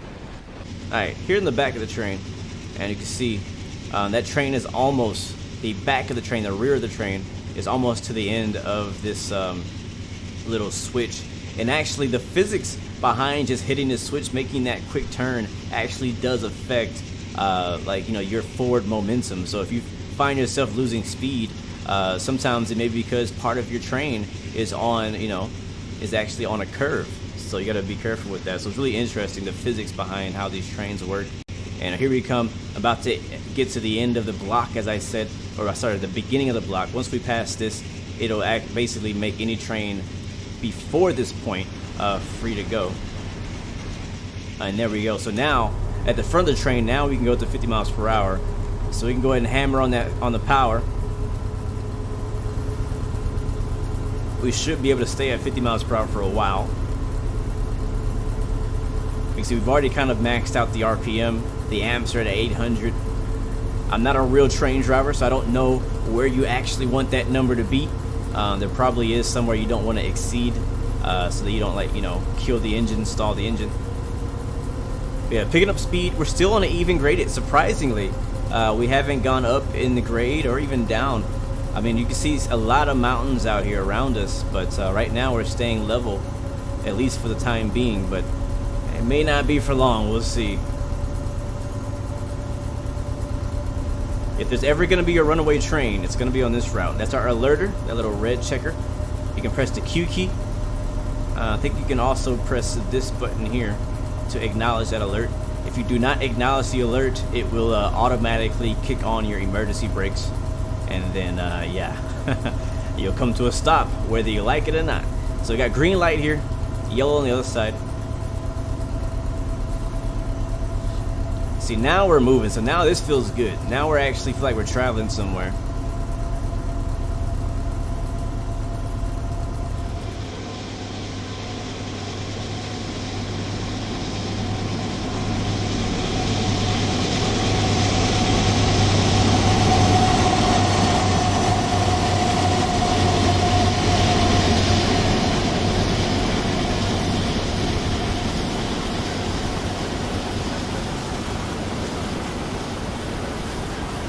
Man, I'll tell you this, one thing that they really got right with this train, and I haven't spent a crazy amount of time around real life trains, not as much as I would like to, but one thing I do remember, something that's very distinct about diesel locomotives carrying freight cars, is whenever I come to, you know, close to a train or I'm at a railroad crossing, one thing I always be very distinctive is that deep bass hum that you hear.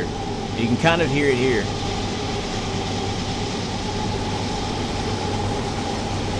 I mean, you can hear it inside the cab as well, but outside is where you really hear it.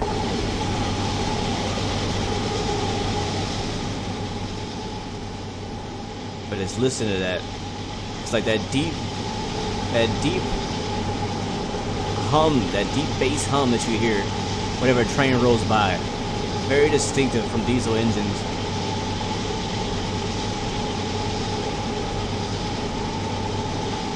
And it's very impressive that they actually, I feel they got that right. If you don't have your headphones on, or you don't have good headphones with some bass in it, you may not even recognize it or hear it.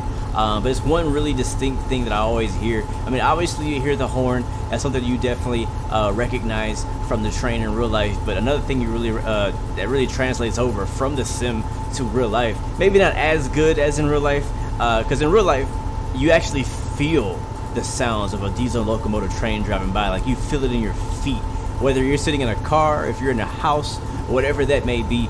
There's like that really distinct vibration that just shakes the entire area. Even if you're not honking the horn, you know a train's rolling by, especially if the power is on. Like, if you're on idle, you may not get that as much as you heard earlier when we had the idle power. You still kind of heard the hum, but it was a lot quieter. But yeah, it's very distinct. It did a good job of getting that in.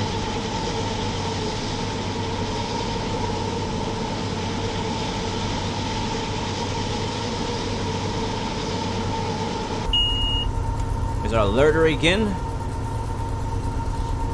So let's take a look at our F3 map here. So we have 7 miles.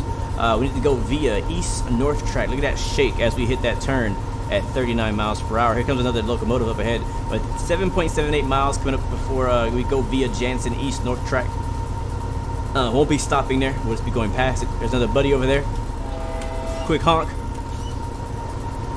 He has a bunch of tanks back there. Pretty sweet. Pretty sweet. Oh, look at that. He got a mixed bag there.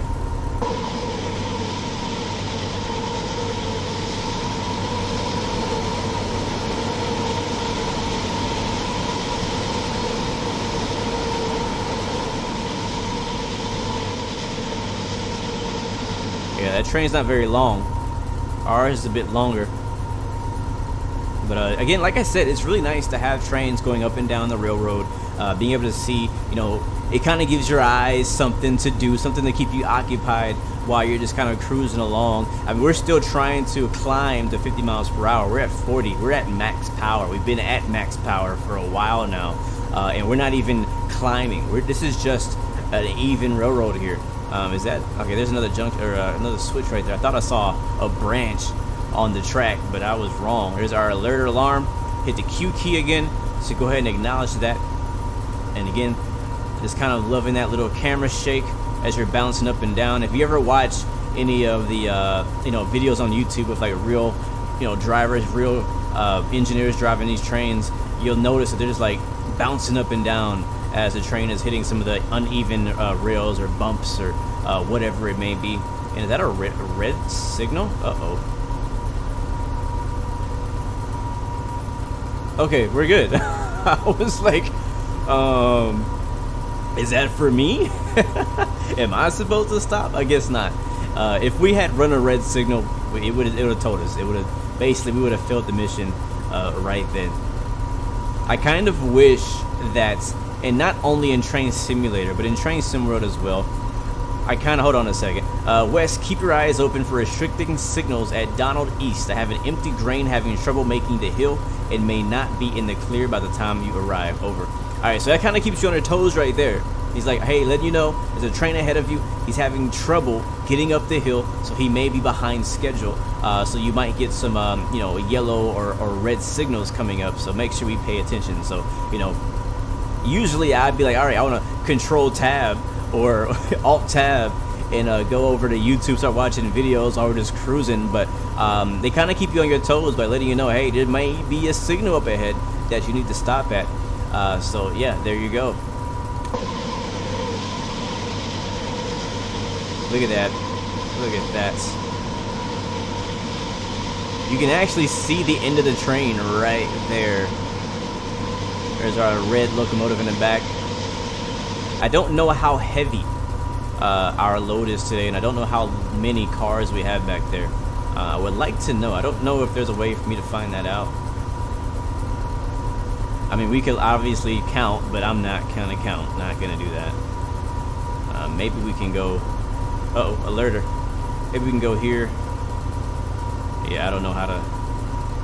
Don't know how to find out how many we're actually pulling. But that's okay. I just know it's a lot. Let's go with that. Let's go with that number. But yeah, we're going full power right now, man.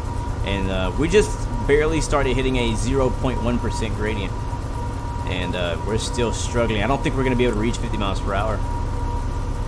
And unless we're dragging the brakes or something, which I don't believe we are. Just going to make sure those brakes are completely released there. But we're looking good. You can hear the brakes cycling there again as I hit the independent brake. Now these screens down here, I have not learned them. So I'm not going to really do a deep dive into what they are or even what they do, because I honestly don't know.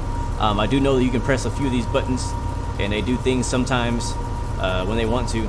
There we go. So that did something. I don't know what it did, but it did something. There's a distance counter. The air brake setup, I think that does work. Speed control, I think that might work. I don't really know. Let's see if we can click it. That's our alerter again. Yeah, if you don't see the red light, it'll just yell at you, and so you click the Q key. Yeah, so it works sometimes. You gotta be patient with it. You gotta, when you click on the button, sometimes it takes a few seconds for it to actually work. But that's all good. Don't need it anyways. But yeah, man, this locomotive, this AC4400, is really highly detailed, man. It's one of the most detailed, most complex locomotive add-ons for Train Simulator. It's part of the Train Simulator TS Pro series. I like to promote that series quite a lot. Here comes a railroad crossing.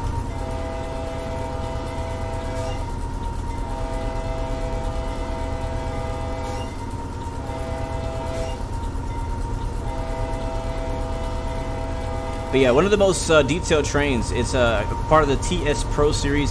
I promote it a lot. I also like to drive the Merchant Navy class, which is a steam locomotive.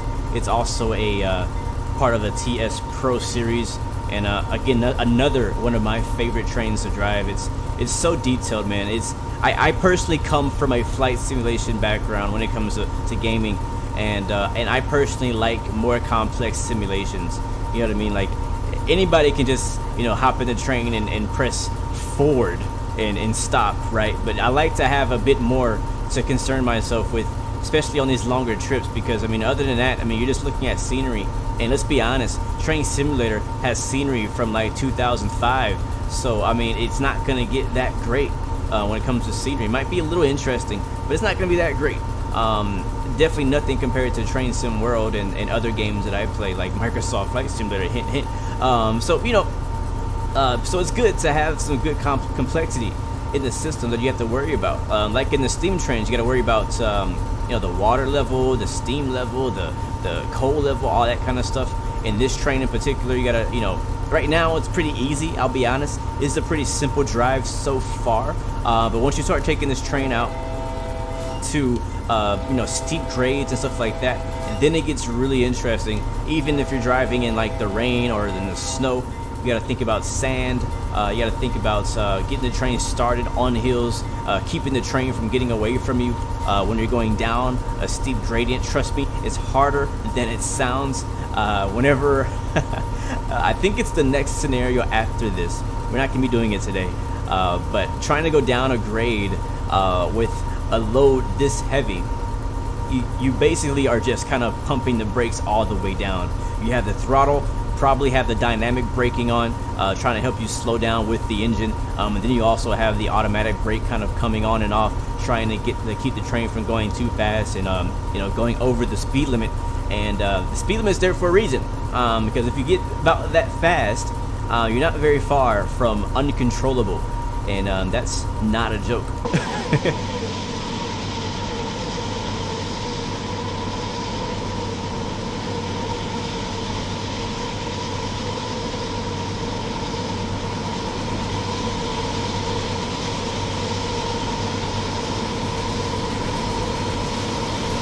Alright, so if you look down here at the bottom, that yellow 45, we have a 45 mile per hour speed limit coming up very soon, actually.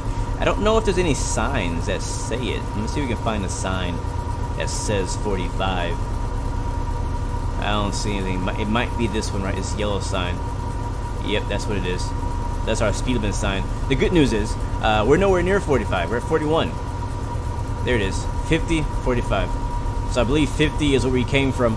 45 is the next track. So there it is. It just dropped to 45 miles per hour. Again, hitting that curb. I love that cab shake right there, man. It really feels realistic. I'll tell you this much, man. They did a great job of making this train feel just heavy. You know what I mean? Like, this train has some weight to it. I'm not just talking about the locomotive, but in Train Simulator, in general, they do a good job with the physics, making the heavy trains actually feel heavy. Like I said, we've been going full power since the last signal and still have not been able to reach 50 miles per hour on an even gradient. So that's one way that makes it feel heavy. With the engine RPMs being almost maxed out right now, and hearing that engine just revving and revving and revving, in the cab shaking, you know, it kind of makes you feel like, man, this thing is really going to work right now. It's really trying as hard as to get up to speed, to get itself through here. And once you jump into like driving up and down hills, you put this thing up to its limit, trust me. And you'll put the brakes to its limit as well. Speaking of brakes, we haven't used it too much yet, but you really have to be careful on braking on in train simulator in general, but specifically in the freight trains, because the way the air brake system works is very different than any other type of brake that I may be used to. I know it's a pretty big learning curve for me, because once you apply the brakes, you're kind of set at that number, and you can apply a bit more, but if you want to come back a few degrees, you basically have to completely disengage the brakes and then come back to that. It's kind of, I'm not going to explain it because I don't even understand it enough to teach anybody, but it's weird. It's different. We have another green signal ahead, so it means we are good to go. I still don't know what the status is of that train up ahead of us that's having trouble getting up the hill. I thought I saw a train, but I think that's just the bush. Yeah, it's just the bush. So yeah.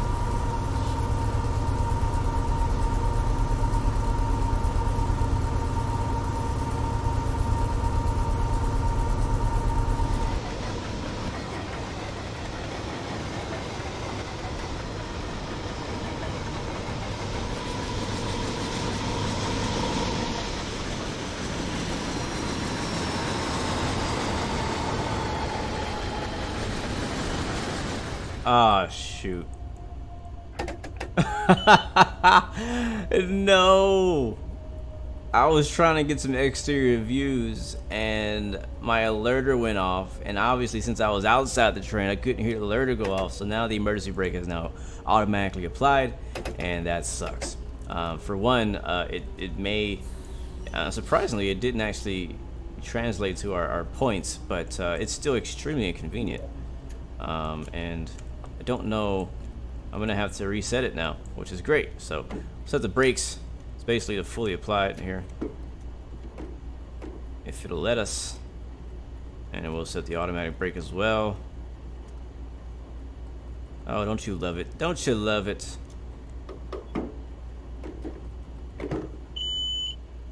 There it is. Ay, ay, ay. Alright, give me some power. Let's get out of here. Alright, we gotta reset. So basically, you gotta put it into suppression for 10 seconds, bring it back out, release it, and then it gets going. Alright then. We're on the way again.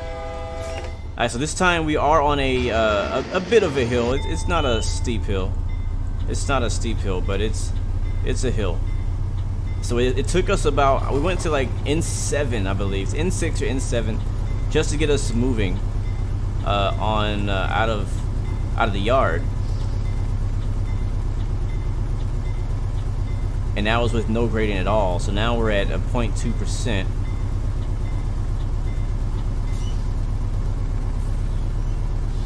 Which would just make it a little bit more stressful on the train to get going. But we should be able to do it pretty easy. I'm gonna go in the N8 and see if we don't spin the wheels. Yep, there it is. We just spun them. So I'm gonna bring it back down to 7.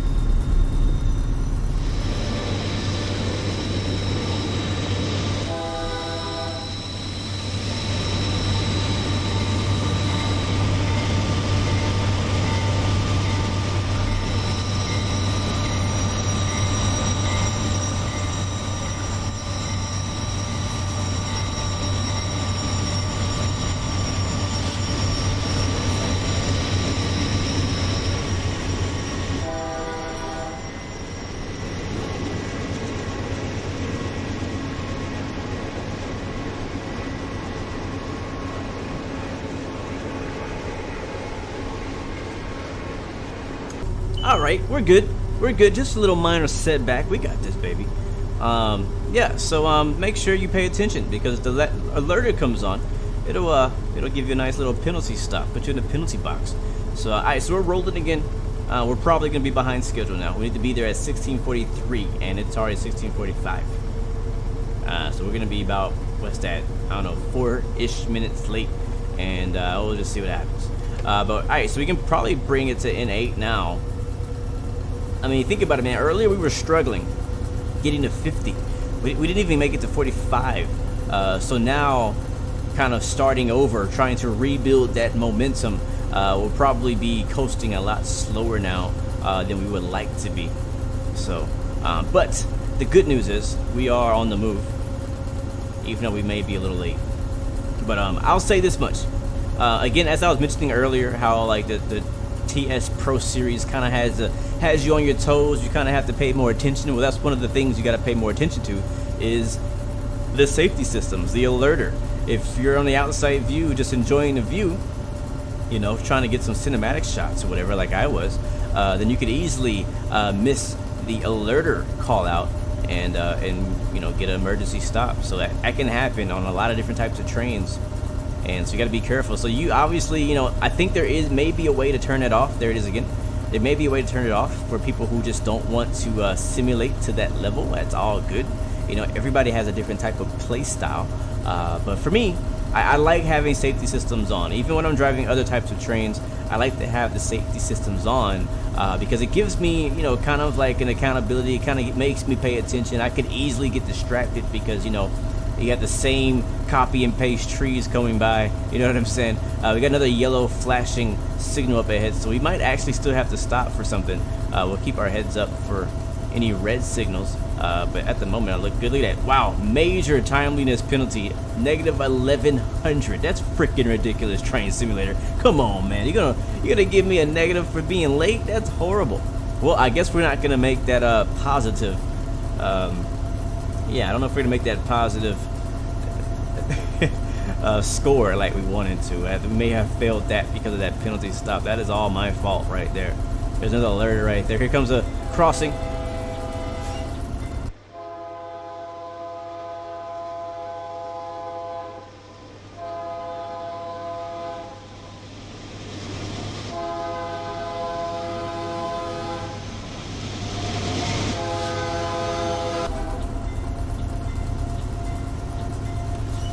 Oh my gosh.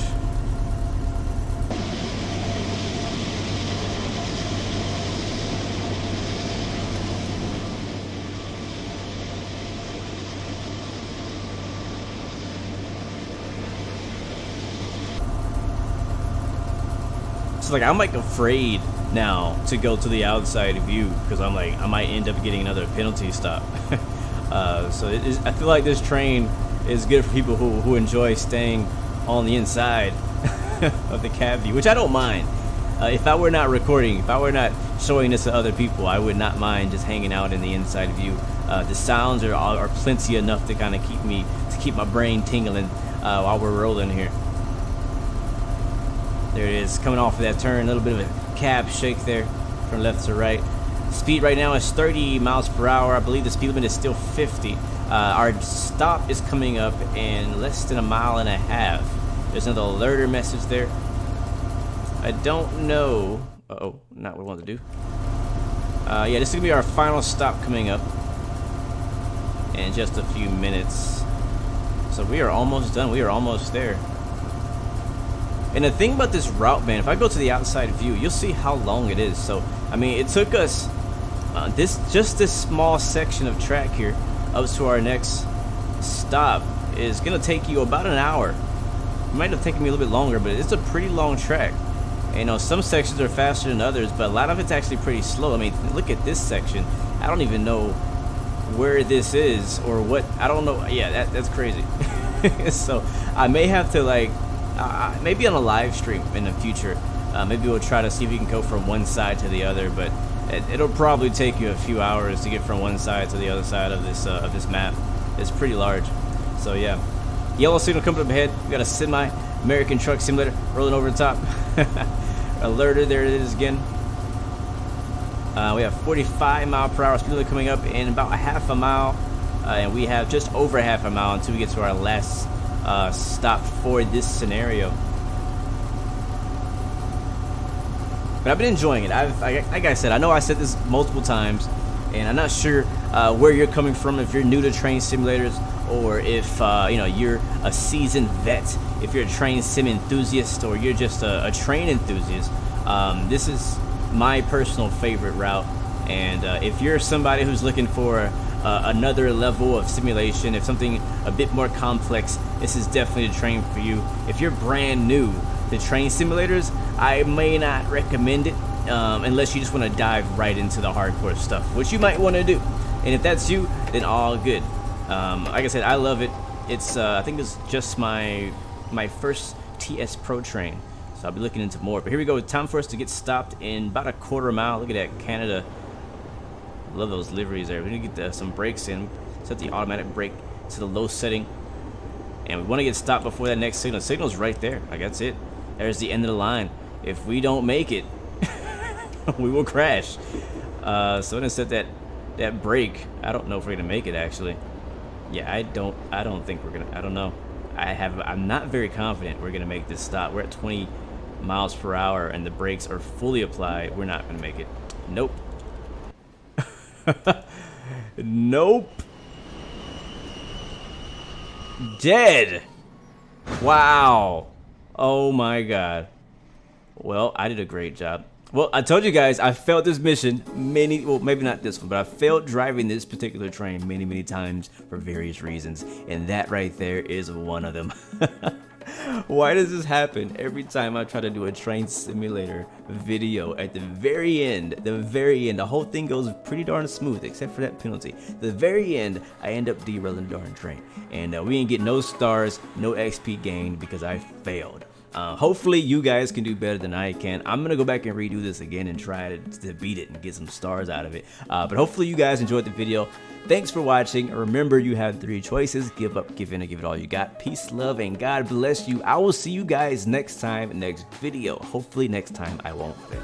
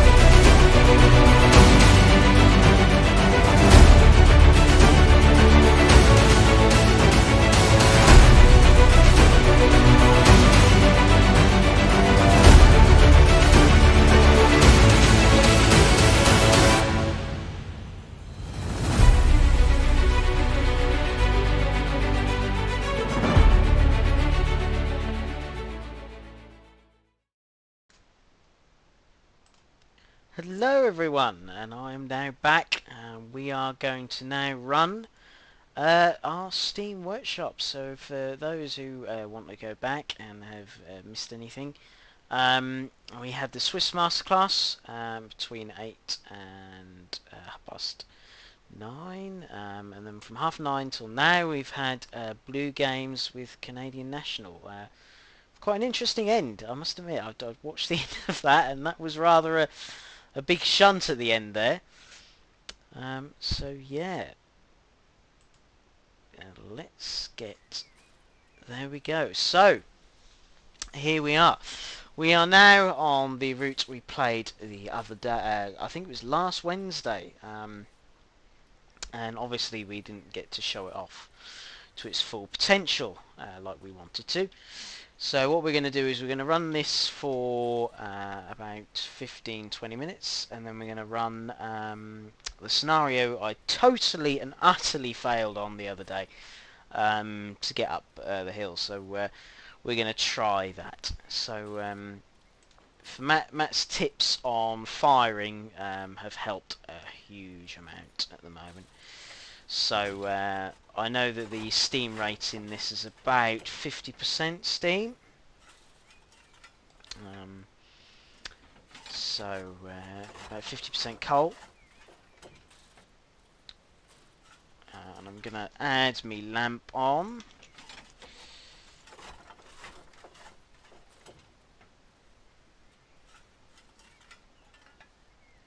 So that ought to do it. Tell me if the audio's all okay as well, please.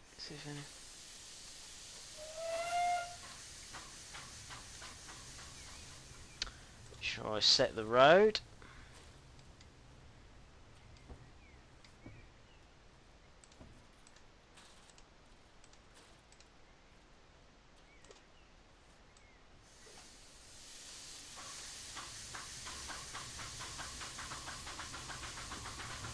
Let's make sure I actually do this right.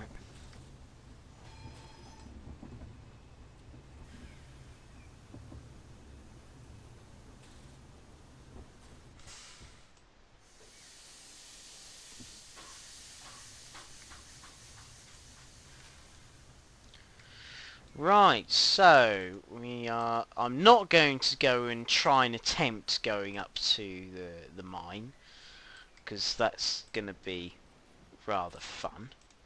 So what I'm going to do is we're going to just run the passenger train down the line, and we can show you what it's like.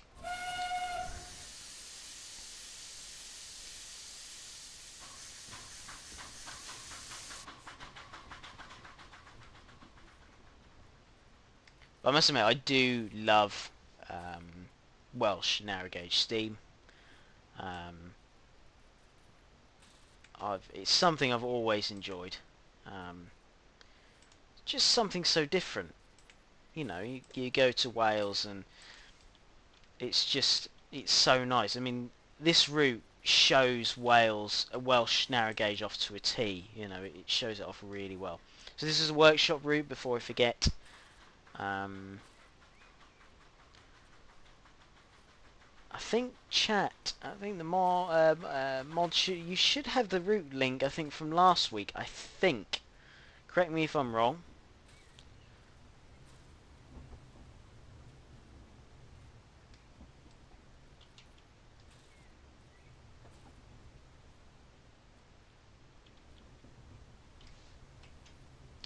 Go. Got approved.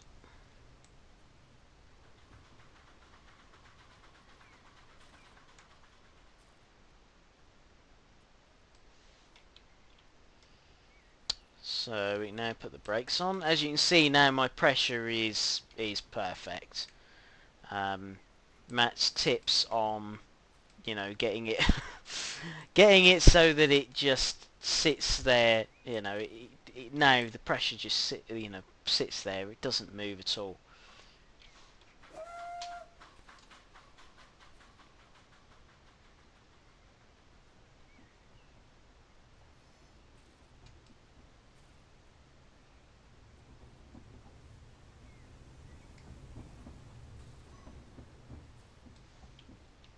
And there we go. I think the link is just in the chat for you there now for this beautiful route.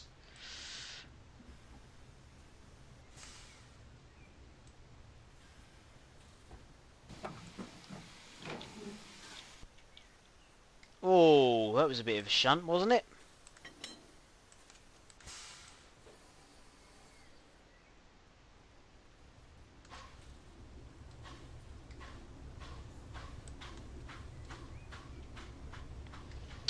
So let me get the. So this is. Now I'm going to pronounce this wrong. It's Jafin Lech Light Railway, and it's made by Trolley Fodders.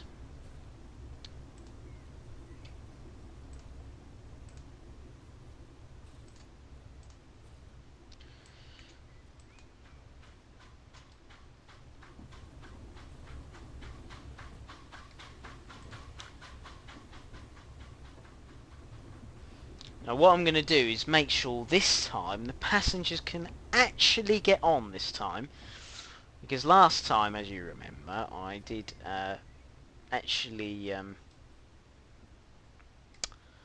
sort of mess that up quite a bit.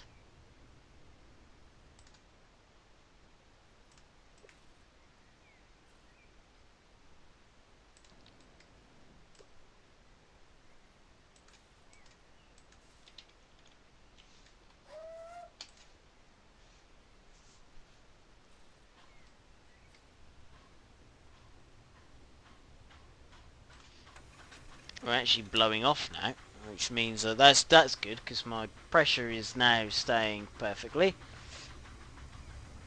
I'm just going to put some water in the boiler, keep our water levels up.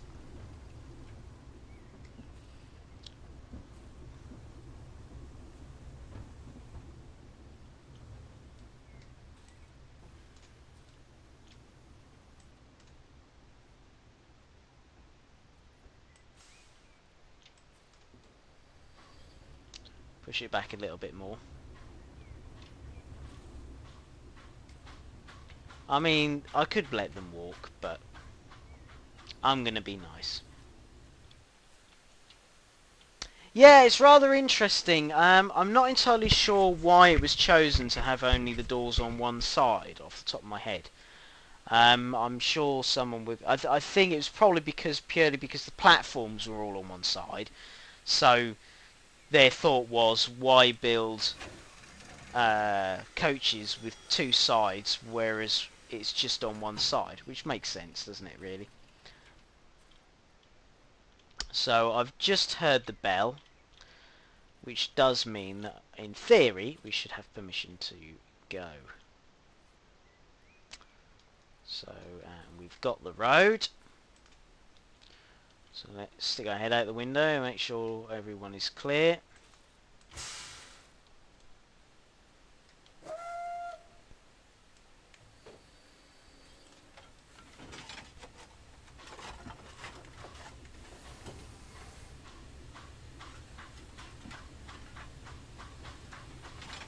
Yeah, we'll see how we're doing for time and stuff, Pieman.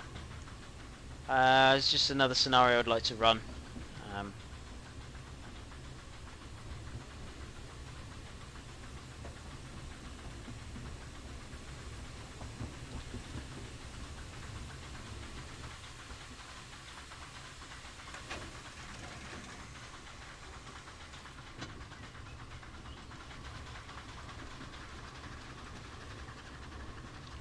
We're now getting somewhere now. Look, this is a lot better. There we go.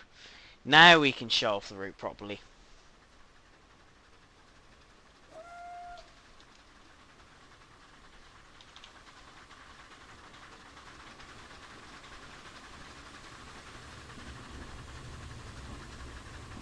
Look at that.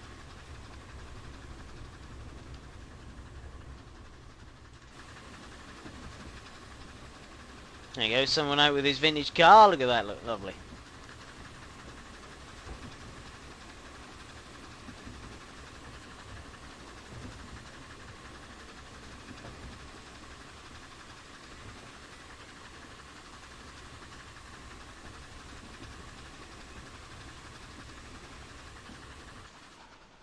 Yeah, we shouldn't have any issues now with driving this now.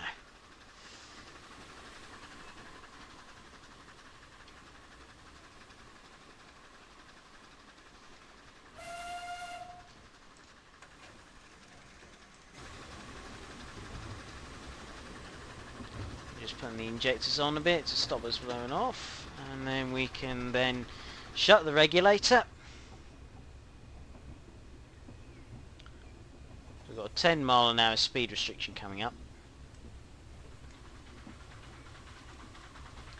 And then I've just shut off and then reopened the regulator.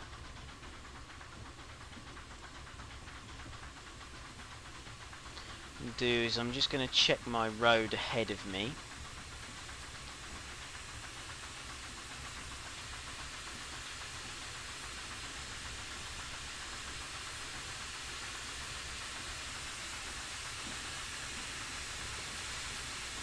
Oh, quite a lot now.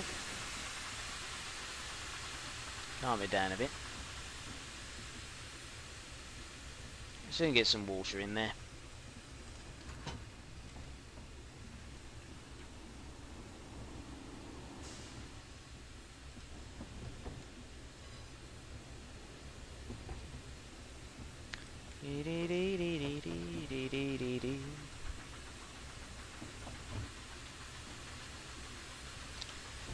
Blowing off again. There's not much really I can do about it. I can only just sort of open the regulator full and get rid of some of the pressure. This tunnel, I love this. Look at this. How well this has been made. It's amazing.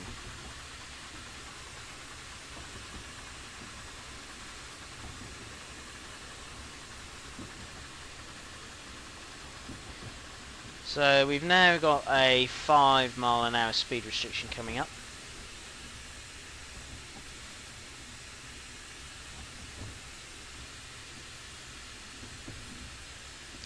Not much I can do about the blowing off. Trying my best to keep the pressure down.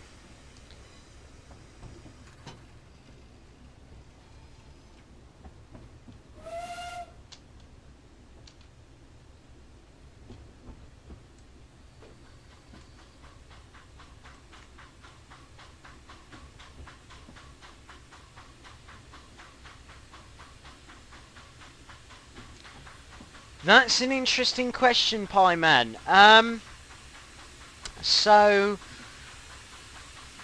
I would say, I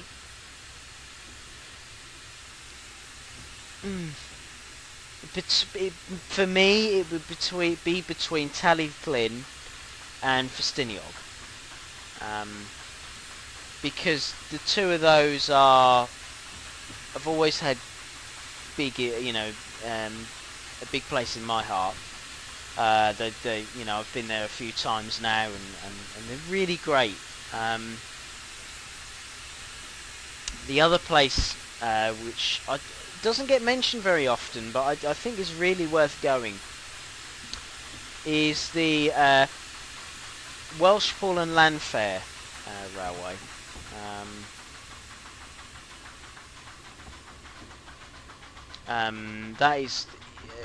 That is a railway is really nice. It's quite a large standard gauge line. Not standard gauge. It is narrow gauge, but it's slightly larger. And it's quite a nice. It's quite a nice line. I mean, it's got very, very heavy gradients. Very, very heavy. Yeah, I'd agree, Crucible, with that.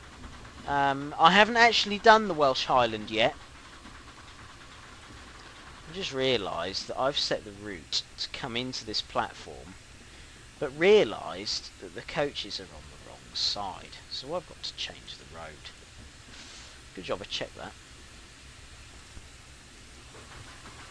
You see how much pressure I've got? I can't keep the pressure down. Oh, I'm doing all right.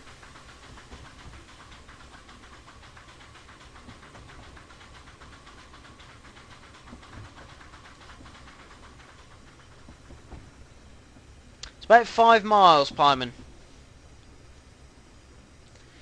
Got permission.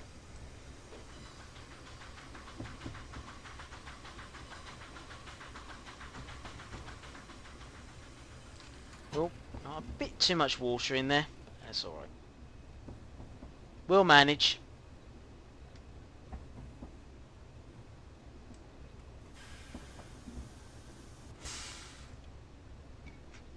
Now this is the station I do like.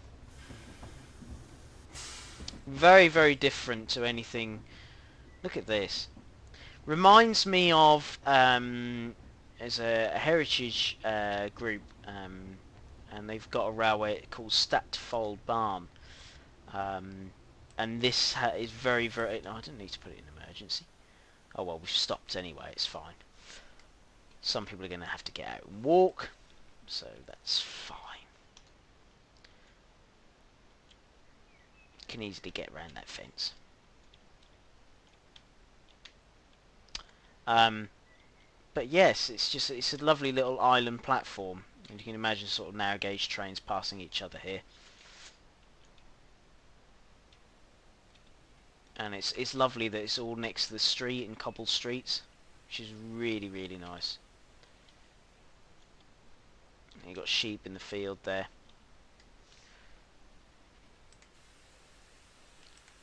So yeah, we're okay.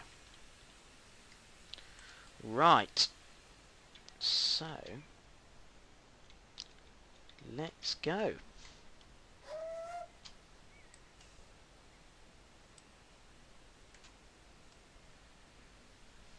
Actually, let's get rid of that.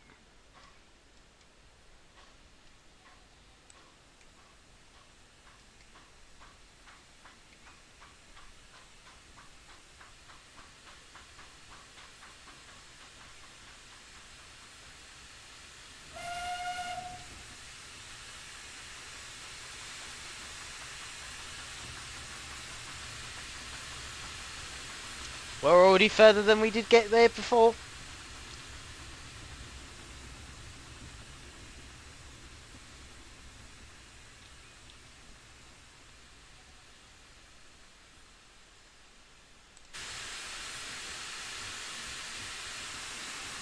I'm going to try and use up as much steam as I can, but we are going downhill, so I don't think that's going to happen somehow.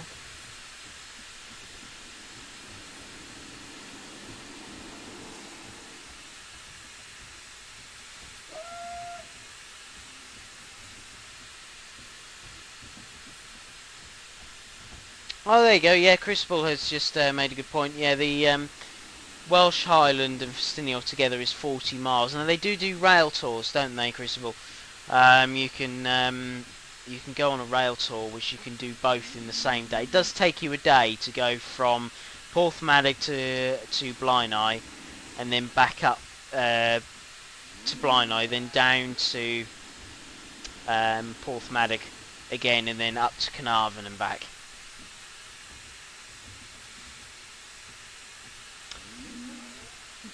Oh, hello. Cow's not very happy back there.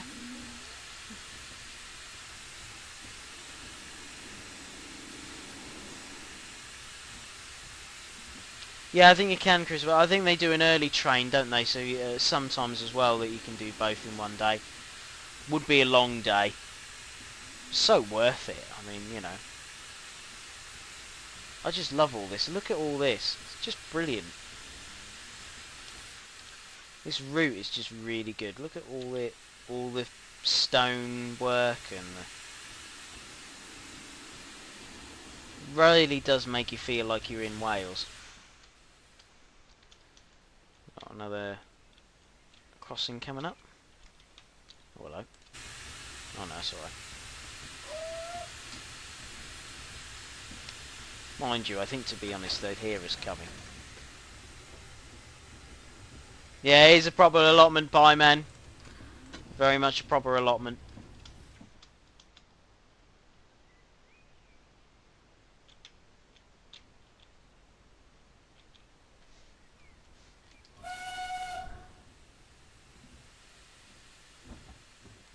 Speeding a little bit, but it's fine, because I'll put some brakes on.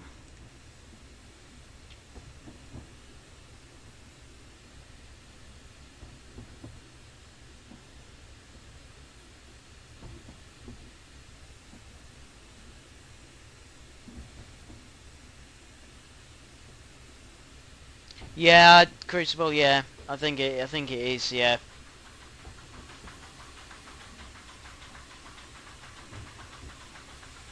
I don't know if Crucible, if you've done a gala at Festiniog, that's really worth doing, because there's just so many so many locos and just everywhere.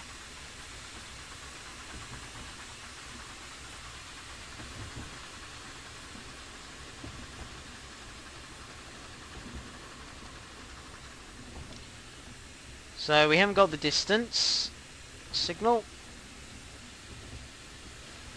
So what I'm going to do is I'm just going to check my road, because I have a funny feeling it's going to put me in a strange place.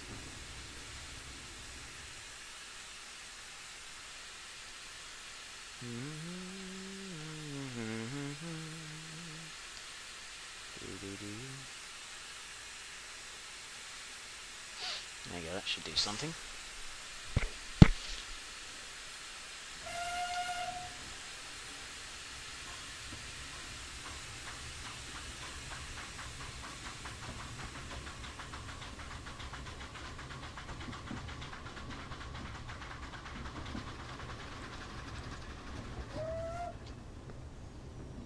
There we go.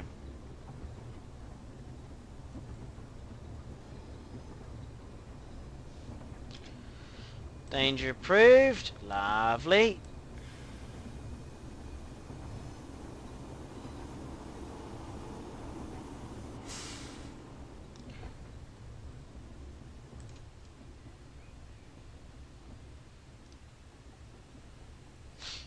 I love how it's designed so it's so close to the side of the houses as well, which is you know, Welsh narrow gauge is exactly like that.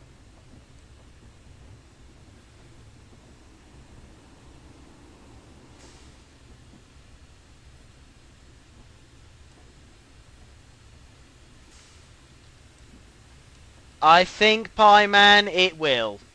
Even if these two redemption streams, oh, the two redemption bits works, then yes, it will still be called a Jamie. So if anybody doesn't know what a Jamie is going up the gradient with about not as much steam as you should do and running out of steam. So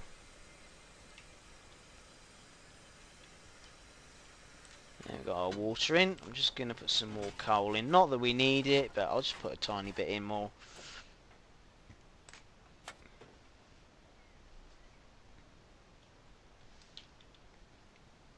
Make sure our doors are shut.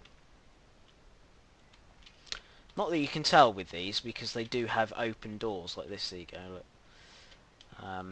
So generally, obviously this is a preserved loco, so this is chorus number 7, and chorus number 7 hasn't got much of a life because she was built in 2005, and has basically stayed in the same place for most of her life. But yes, and she's sister to Edward Thomas on the I can't remember the name of it, on the Tallyclin.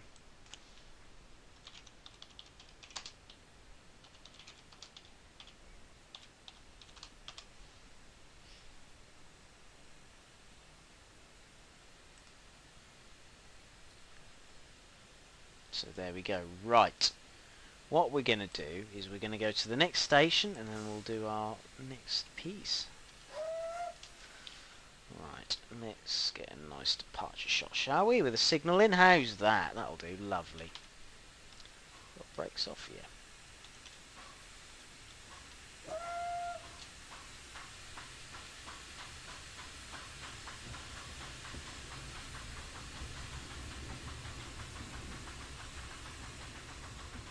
Sorry, Crucible, I was saying, have you been to a Festinial Gala?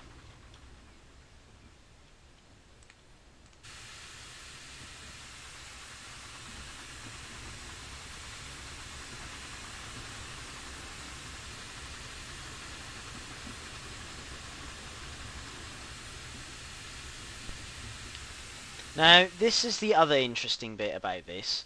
There's an abandoned station. Look at this.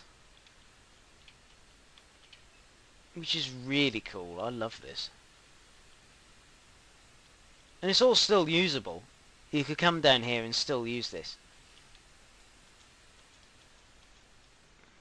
And the other interesting bit is they've done like broken wagons and stuff like that. Look at that, look. So clever.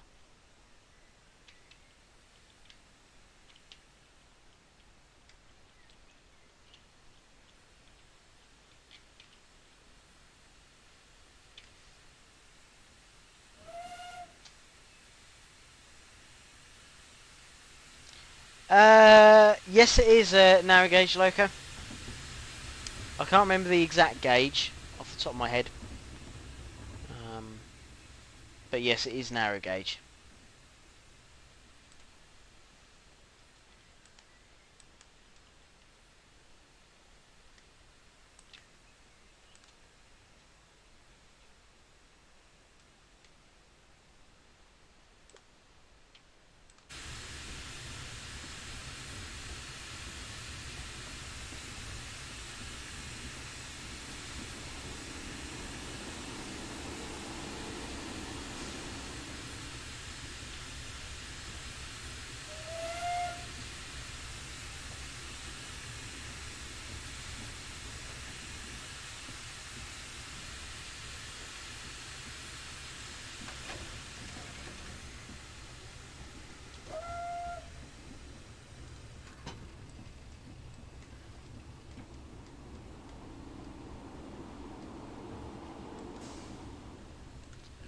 I think we've only got one more stop after this.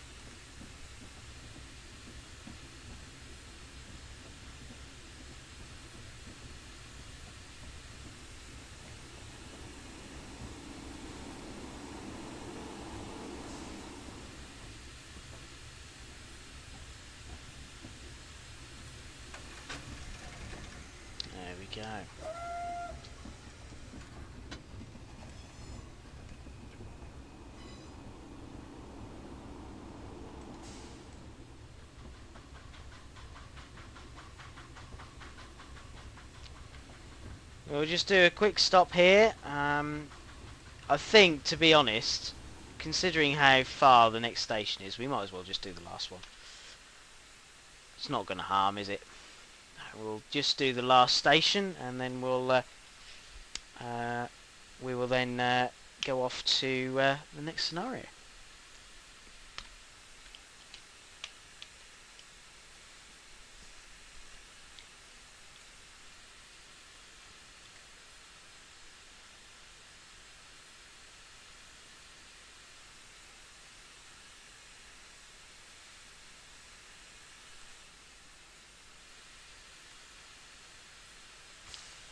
Alright, so that should be... Let's try and get a nice shot, shall we? Where should we go? How about... there. There we go, that'll do.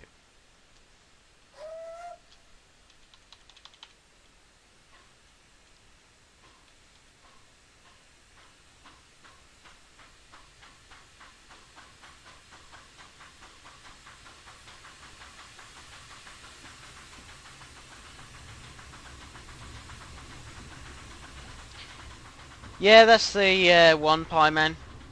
Yeah, it's Keir Stewart, isn't it? I was trying to find the information about it, but something I should have found out beforehand. So, and we're nearly at Penryn Bay.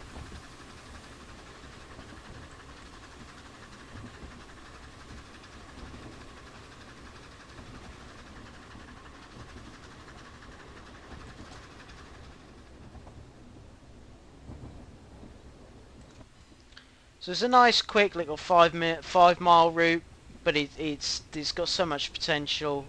It's just a lovely route to drive. You know, you can do passenger services. You've also got the mine at the top and the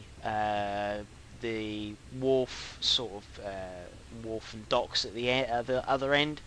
So you can run. Well, we had a cow mooing then.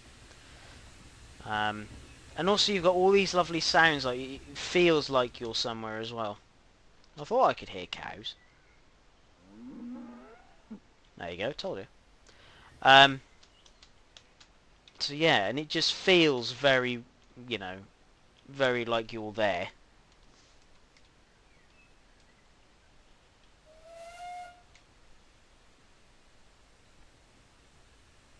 Hi, Class 43 Harrison.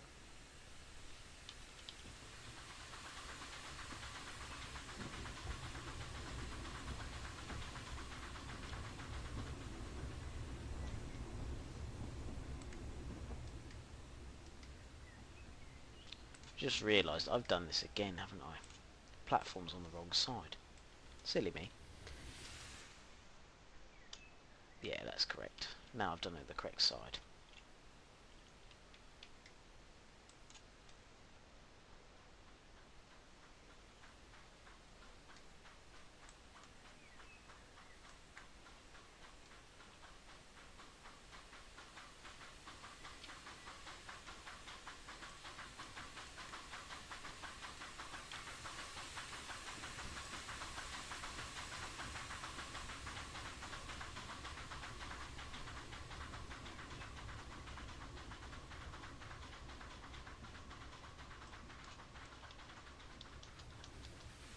And there we go.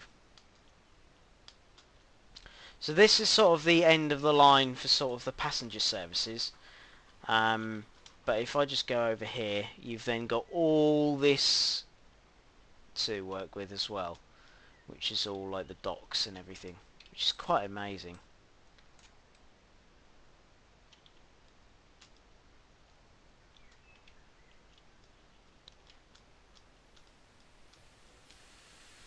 There we go. So look at that. So this route, if we can put it back in the chat again, Differin Kleck Light Railway by Trolley Fodder.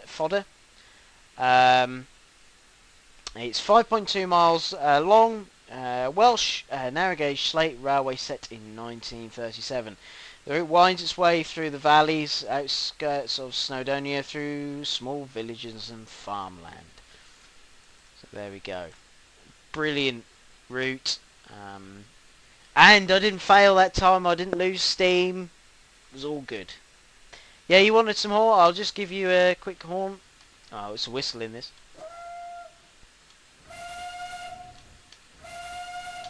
There you go.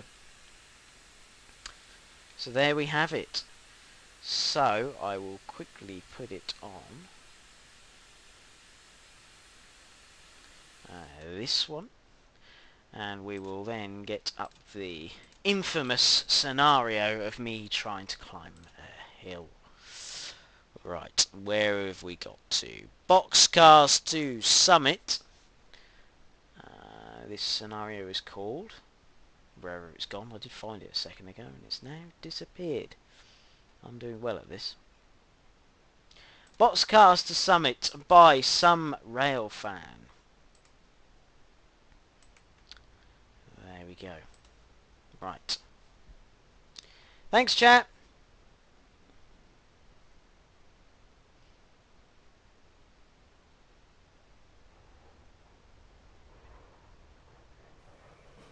That's a good question, Pie Man. I don't know that one. I think they just would have probably had one set on one side and just remembered that, you know, that side goes into that side and that side goes into that side. I'm not sure. I'm not sure on that one. Good morning, engineer. You have a heavy freight train out there. Yardmaster says you need some help getting up to the summit. We're the only other engine around, so we'll be the helpers. Start pulling forward onto the passing siding approach. So, Smokebox has kindly sent me through some notes on how to do this properly. So what we're going to do is we're going to move forward onto the front of the train. I'm then going to go through how sort of he recommended how to do it, and we will go from there. Make sure I get my headlight on this time, and make sure I've got my handbrake off.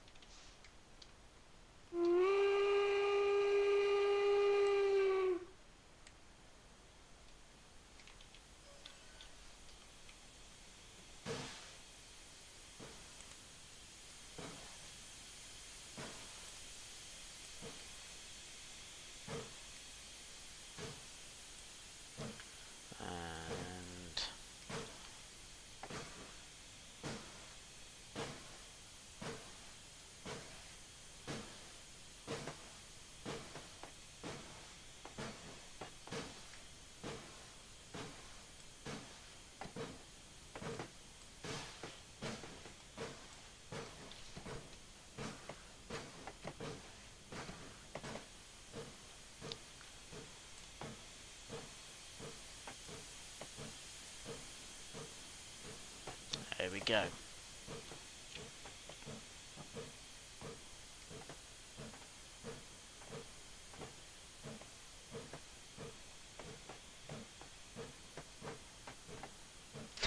Funny, Fireman, yeah. I think we should do a Steam challenge at some point.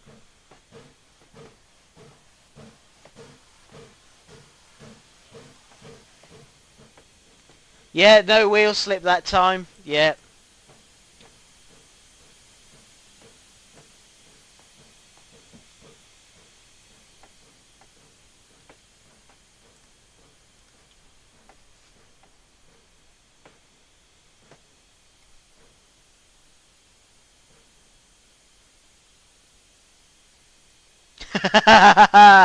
Funny Moggy, funny.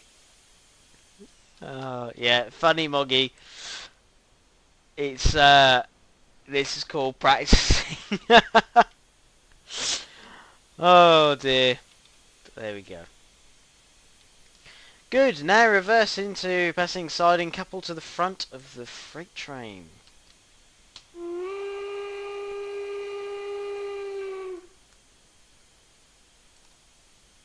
Would help if I actually took the handbrake off, wouldn't it?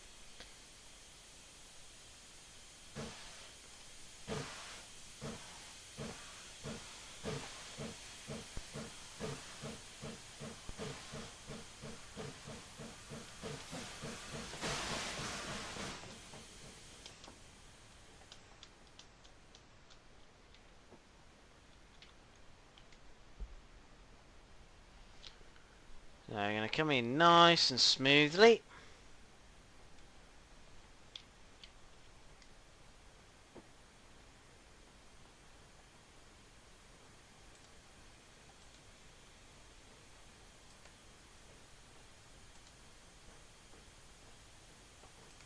Parman, yes, I know the ideal fire mass. He actually, Smokebox actually recommended how much coal you actually need to get up the bank as well. So I'll go through that. Just let me couple and we'll go through the full document that he sent.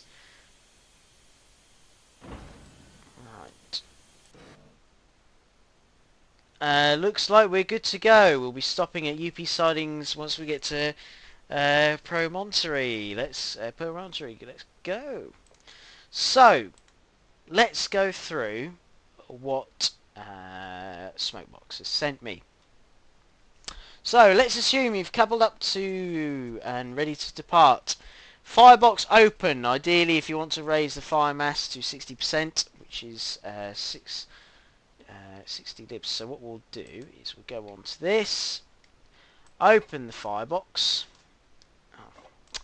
Open the firebox and push it up. So we want to be about there, I think. Dampers, you want rear open, handle up, and front closed, handle down. So that's the rear, so we want that open, so that's now open. And we've got the front, which is this one, is now closed. We want Sanders on, which is this one. Blower throttle open, so we want that one now on. So now that's the blower now on. I think I've just got to check I've got this all the way on.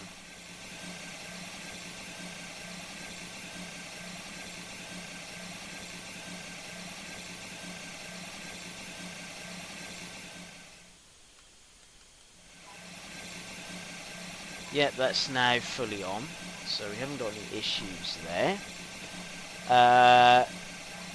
Reverser in 42%. There we go. Leave it there until you've crested the 2.2%. Very important. Throttle ideally about 40%. Cylinder cocks off by the time you reach the main line. Adjust the throttle a little bit at the time to hold about 10 miles an hour until you reach the 20 miles an hour limit. Accelerate to around 14 to 16 miles an hour. There's no need to go over the 20 mile an hour speed limit. Let me just move this up so I can actually see. Making sure that the boiler pressure is always between 118 and 120 psi. If it goes below 118, close the throttle and use the boiler pressure until the boiler pressure rises again.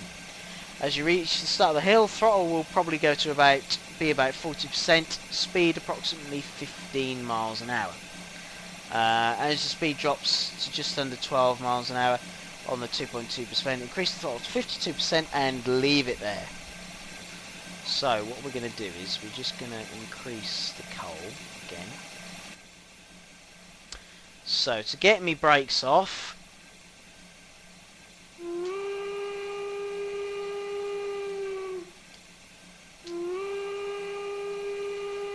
so give 2 whistles, and that should work. There we go, now the brakes are coming off.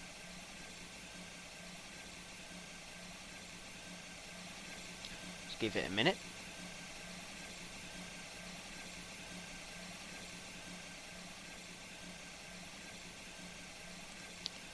Make sure all my brakes are off. Nearly there. Yeah, all my brakes are off. Right.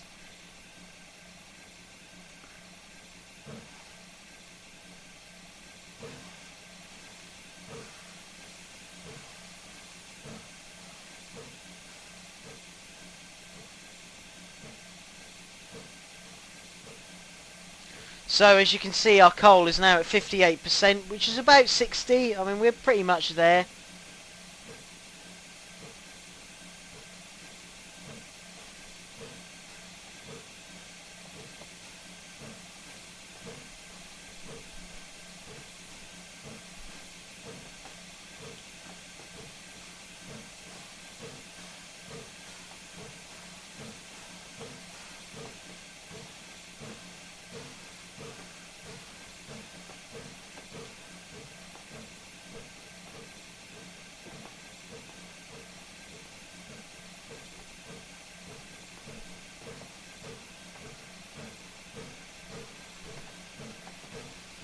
And we're off.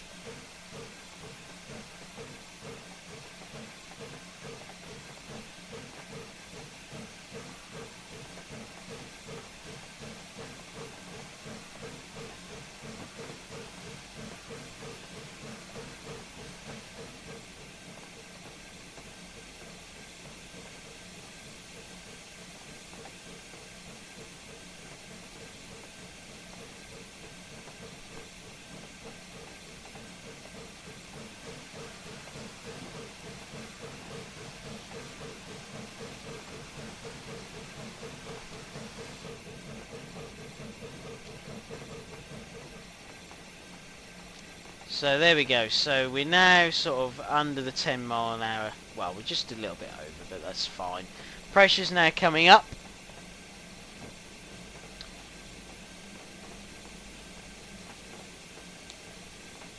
When we clear the 10 mile an hour. There we go.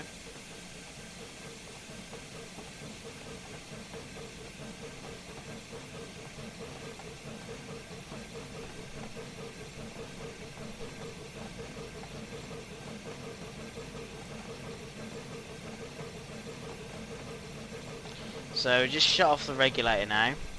Just bring the pressure up, because we're now doing the sort of speed he was sort of suggested, about 14 to 16, and don't sort of stay any higher than that. So pressure's now at 118.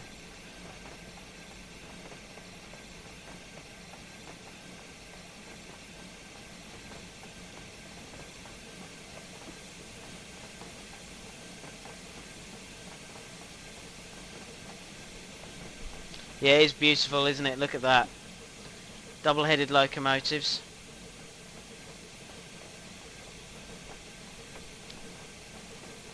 So we now got our regulator about 40%, which is what he said.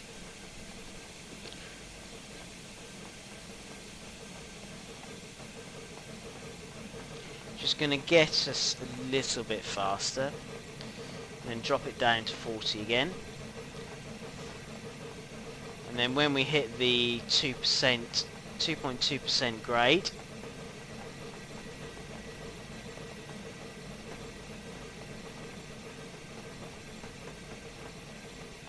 so he said we will decrease to around 12 miles an hour. He then said push it up to 52% on the regulator when we reach 12 miles an hour. So here's the 2%. Right, 52.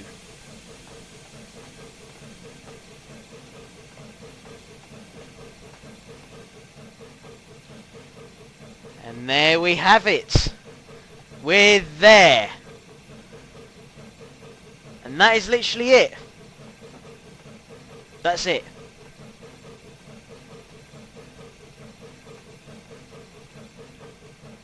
We've got the reversers on.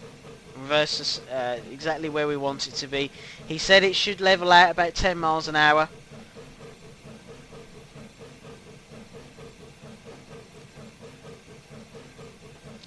Plenty of pressure still.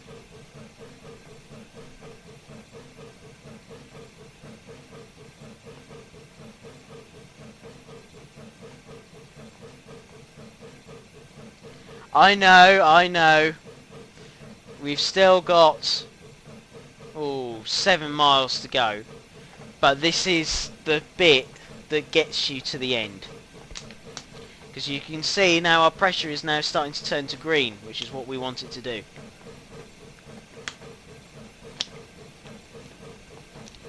He did say it was a slow start,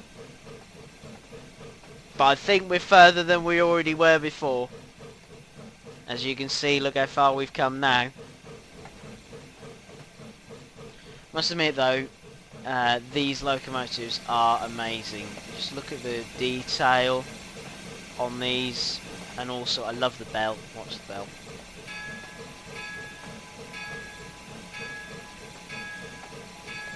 Look at that.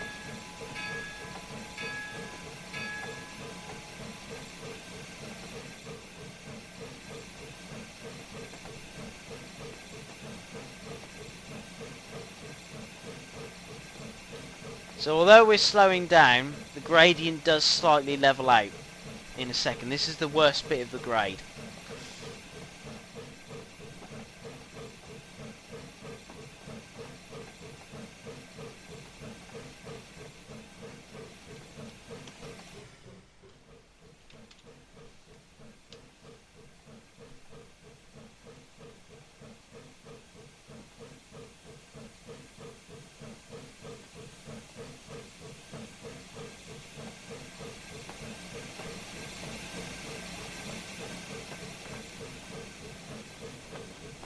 There we go, look at that.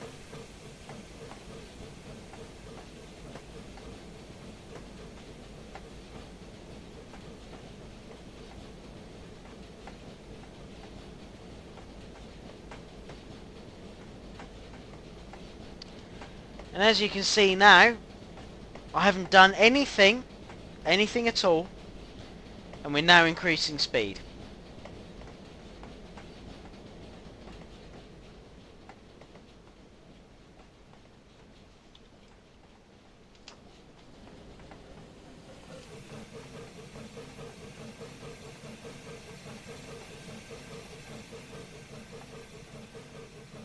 Thank you, James. Yeah, we're getting there now.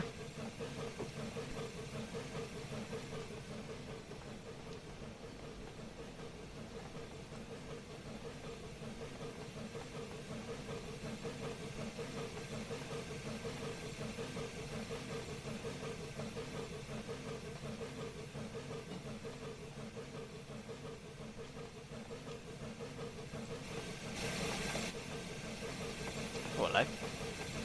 Front of the loco there. Look at that. Look.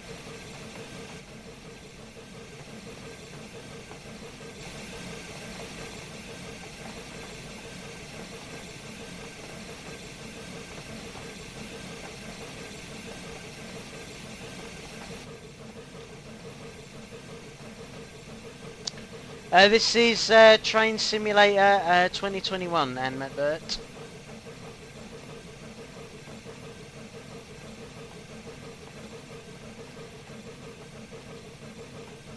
Thanks, Wolfgang. I did have a bit of a break. I had about 40 minute, well, about 50 minutes between blue games, but yeah, been a long one.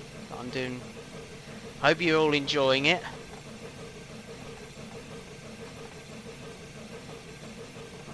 Yes, this is how they used to connect them. Obviously, because of the cow catcher at the front, they used to just use a bar across.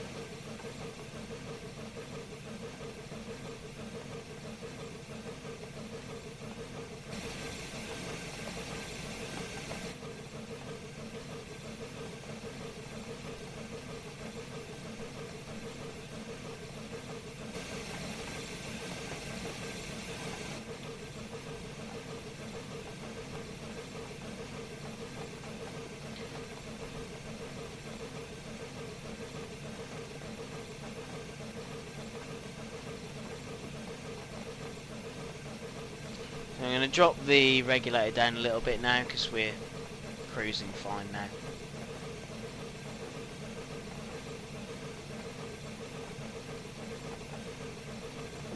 Oh, thank you. Glad you are, Wolfgang.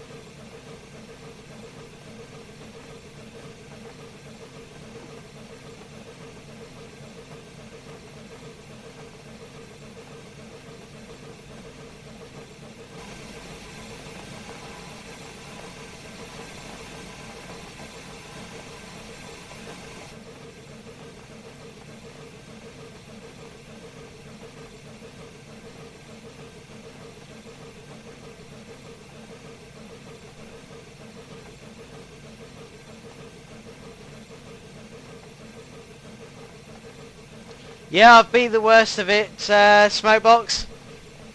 I just brought the regulator down just a tad because we were speeding up quite a bit, but I've now kept it at 52, so we're getting there.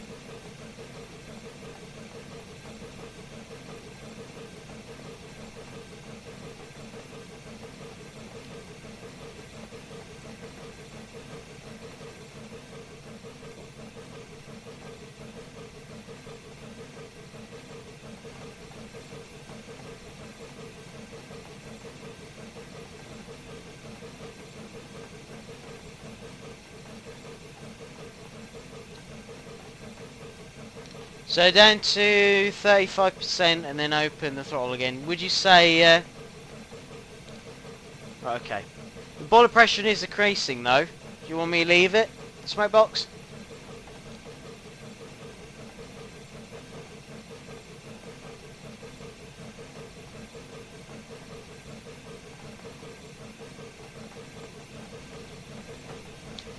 There you go, chat as well, Smokebox is in the chat.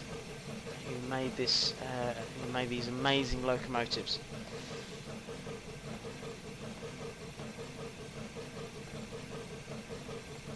Okay, rightio. Right, I'll put it down to, so 35% you said.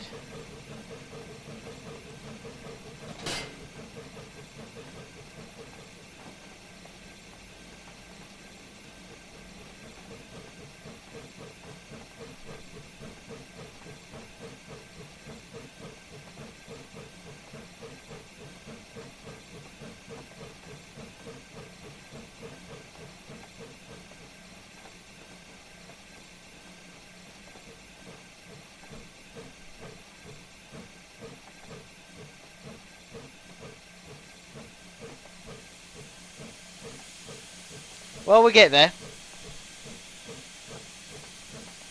Yeah, yeah, when I heard the bang, that was what I wondered what the bang was. Now I know what that bang is. Thank you, Smokebox. Wow, I didn't realise that I actually did that. So anyone who's, I don't know if anybody's driven a locomotive in real life, but if you're not careful, when setting the reverser, you can, as Smokebox has said here, the reverser can suddenly lurch forward and come straight out of your hand. So to have this modded that's amazing, Smokebox. I love that.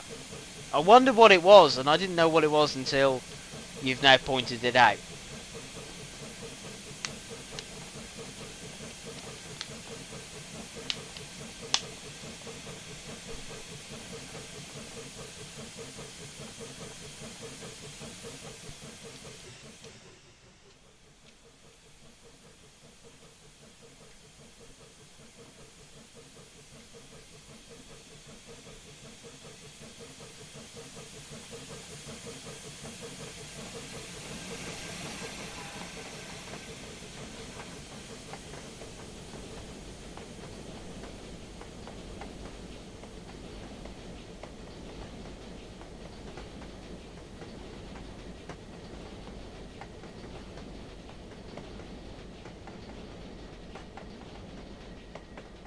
There we go, look at that.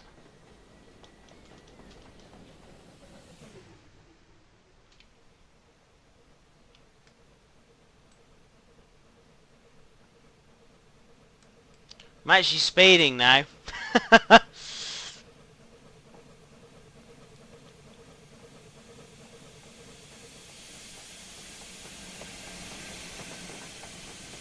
Thank you, yeah, hi, Game Tech UK. Yes, I'm very well. I hope you're okay too.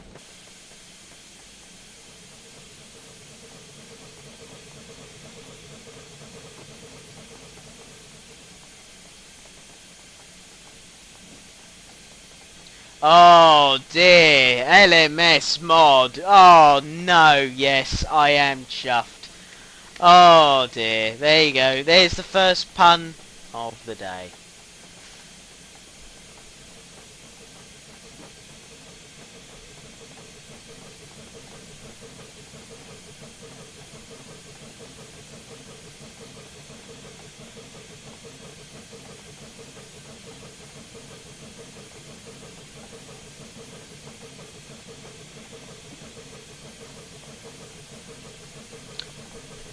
Oh, thanks, Smokebox. Yeah. I'm not doing too badly. We're at 119.7 and it's sort of staying there now, so we've got about 5 miles to go. We're doing alright.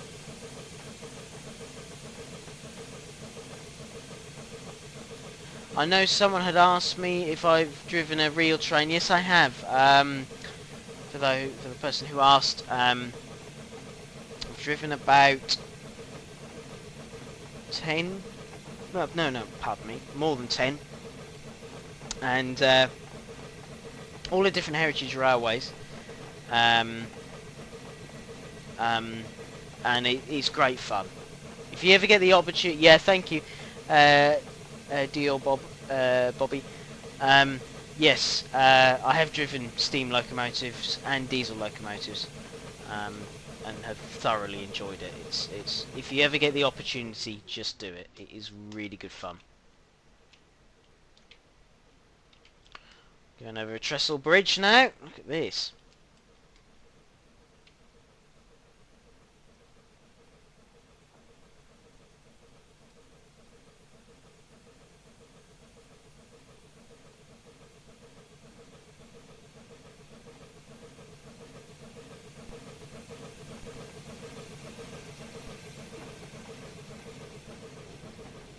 Was that the big... Ah, right, okay.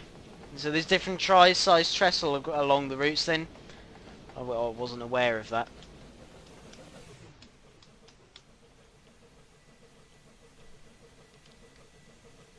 Question, Smokebox. How long did it take for you to build the locomotives?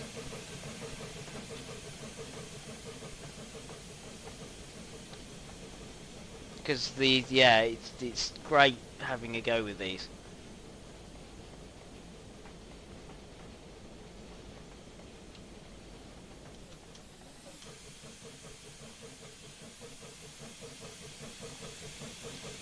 Or on the 2.2% grade again.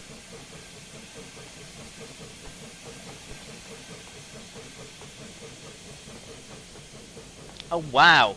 It just took over a year to do these locos. Wow, that's amazing. Did you want me to bring the cut up a bit, Smokebox, or on a 2.2?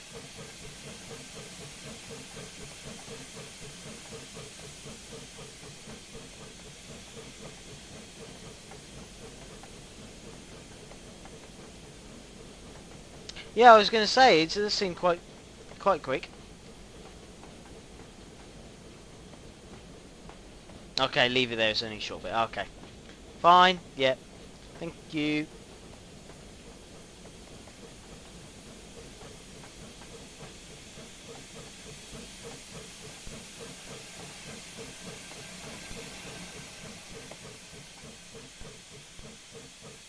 Wow, really? That's amazing.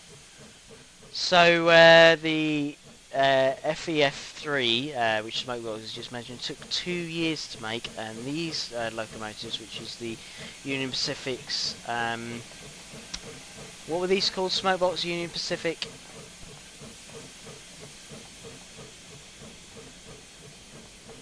I was trying to remember the name of the locomotives.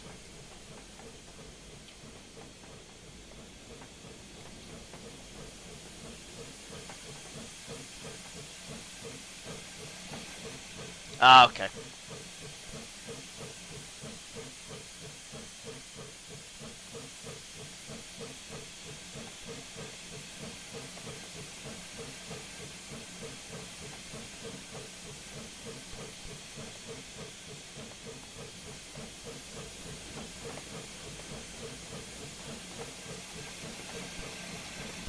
And Smokebox, I've just got to remember before I forget, what is the whistle code for braking? Because I should have brought that up. Because I know I'm going to forget that. It's 1 short 2, isn't it? Yeah. I thought it was.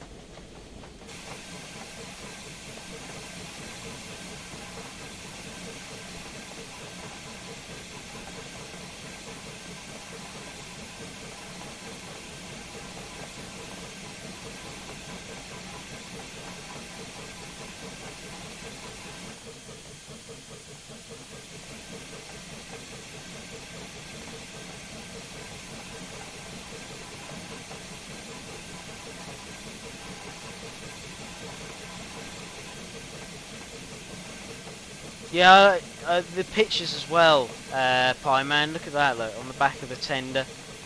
It's really well done. And if you just look at if I do this and you look in between Look at that. There you go.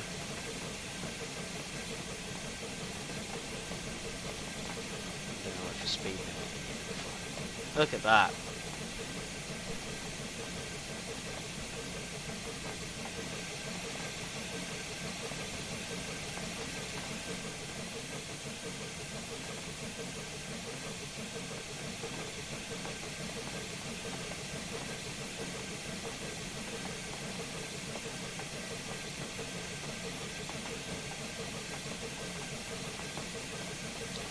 Smokebox, if I just do one long, two, that won't affect the brakes, will it? One long, sorry.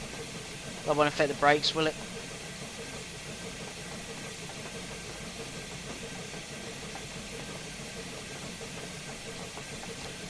So this would be the levers on the top here, won't it? There we go.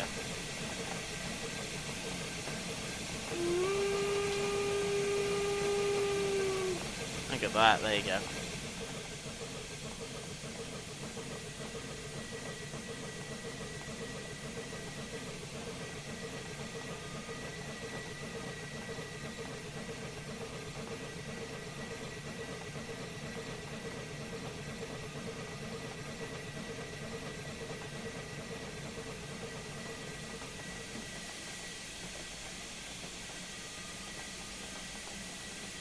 Oh, another trestle coming up.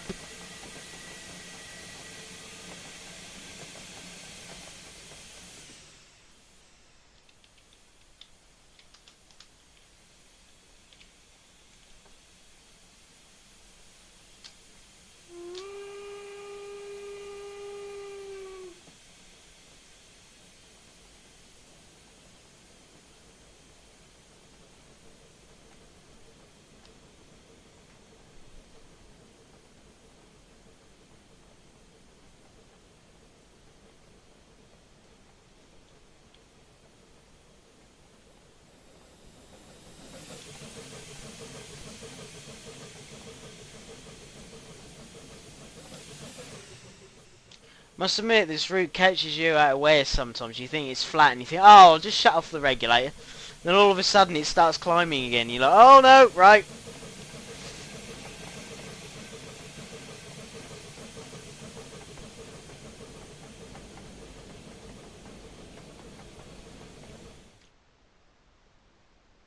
Huh? Oh no. What have I done there, Smokebox? It said I'm sure it said I had 75%. Or did I just need to put water in it? Oh dear. Oh, the crosshead pump. Right. Sorry. Yeah. I didn't know that one. Oops. Yeah. There we go. So there's a way to yeah, there's a way to let's put it this way. I conquered the hill. I just couldn't conquer working out the right. Right. Okay. That's well, there we go. It just goes to show I should have just played it the whole way through and yeah. No, at least yeah, well, it probably would have blown the boiler up eventually. But I mean, yeah, Smokebox. This time next week. Um, yeah, but I mean, to be honest, it's at least I got up the hill, and we've shown people. Yeah, George Buffingham's just said, "Now I'll become Crosshead Jamie." Oh dear, I've melted the plugs. Yeah. So there we go. Yeah. Smokebox, I still need to do some learning with your locomotives. I want to make sure that streams in future, I'll need to learn your locomotives inside out. So, but I must admit, if you go and check the scenario out, boxcars to Summit, great scenario. As I said, I've just shown you how to get up the hill. Um, um, so you know it's a great scenario, and Smobot's it's his Loco and Promontory Summit, fantastic. As you can see there, it's you think you're all right, and then the Loco just goes, wow, okay, and you're just like, oh dear, I've missed something there. So there we go. Um, but yeah, I hope you enjoyed this week's streams. So we've had quite a few this week, so it's been really good. Um, but yeah, so that was me again failing this scenario. I think it's something that I'm gonna have to bring back in say a month's time, and probably a bit later. I think by sounds of it, the chat will still want me to do the pump trolley. Is that right, chat? Do you still want me to do the pump trolley, pump cart even next week on Workshop Wednesday? I should think the chat will probably give it a few seconds. They'll respond. Yes, there we go. Here it comes. Pump cart hype. Yeah, I think it's probably gonna happen, isn't it? So there we go. Here's all the yeses. I better get that. Well, not much I've got to learn on it, is it? It's not exactly I'm gonna blow it up, is it? I think there was a scenario, Stephen Jam. I think I can't remember what was it, over Sherman Hill. We'd have to do it over. I can't remember. Matt said what one it was. I'll have to ask him which one it is. Yes, Moggy. It would be the pump cart to save this. Yeah. Yes, it would. Um, but yeah. So anyway, so I hope you've enjoyed these streams. Yes, I probably will, just ill, but but I hope you enjoyed these streams. Keep an eye out for our next set of streams, and I'm sure we will have all the updates for all that. So, I hope you've enjoyed this week's, and keep an eye out for our next streaming dates. So we'll see you all soon, and thank you all for watching. See you all soon. Bye, everyone.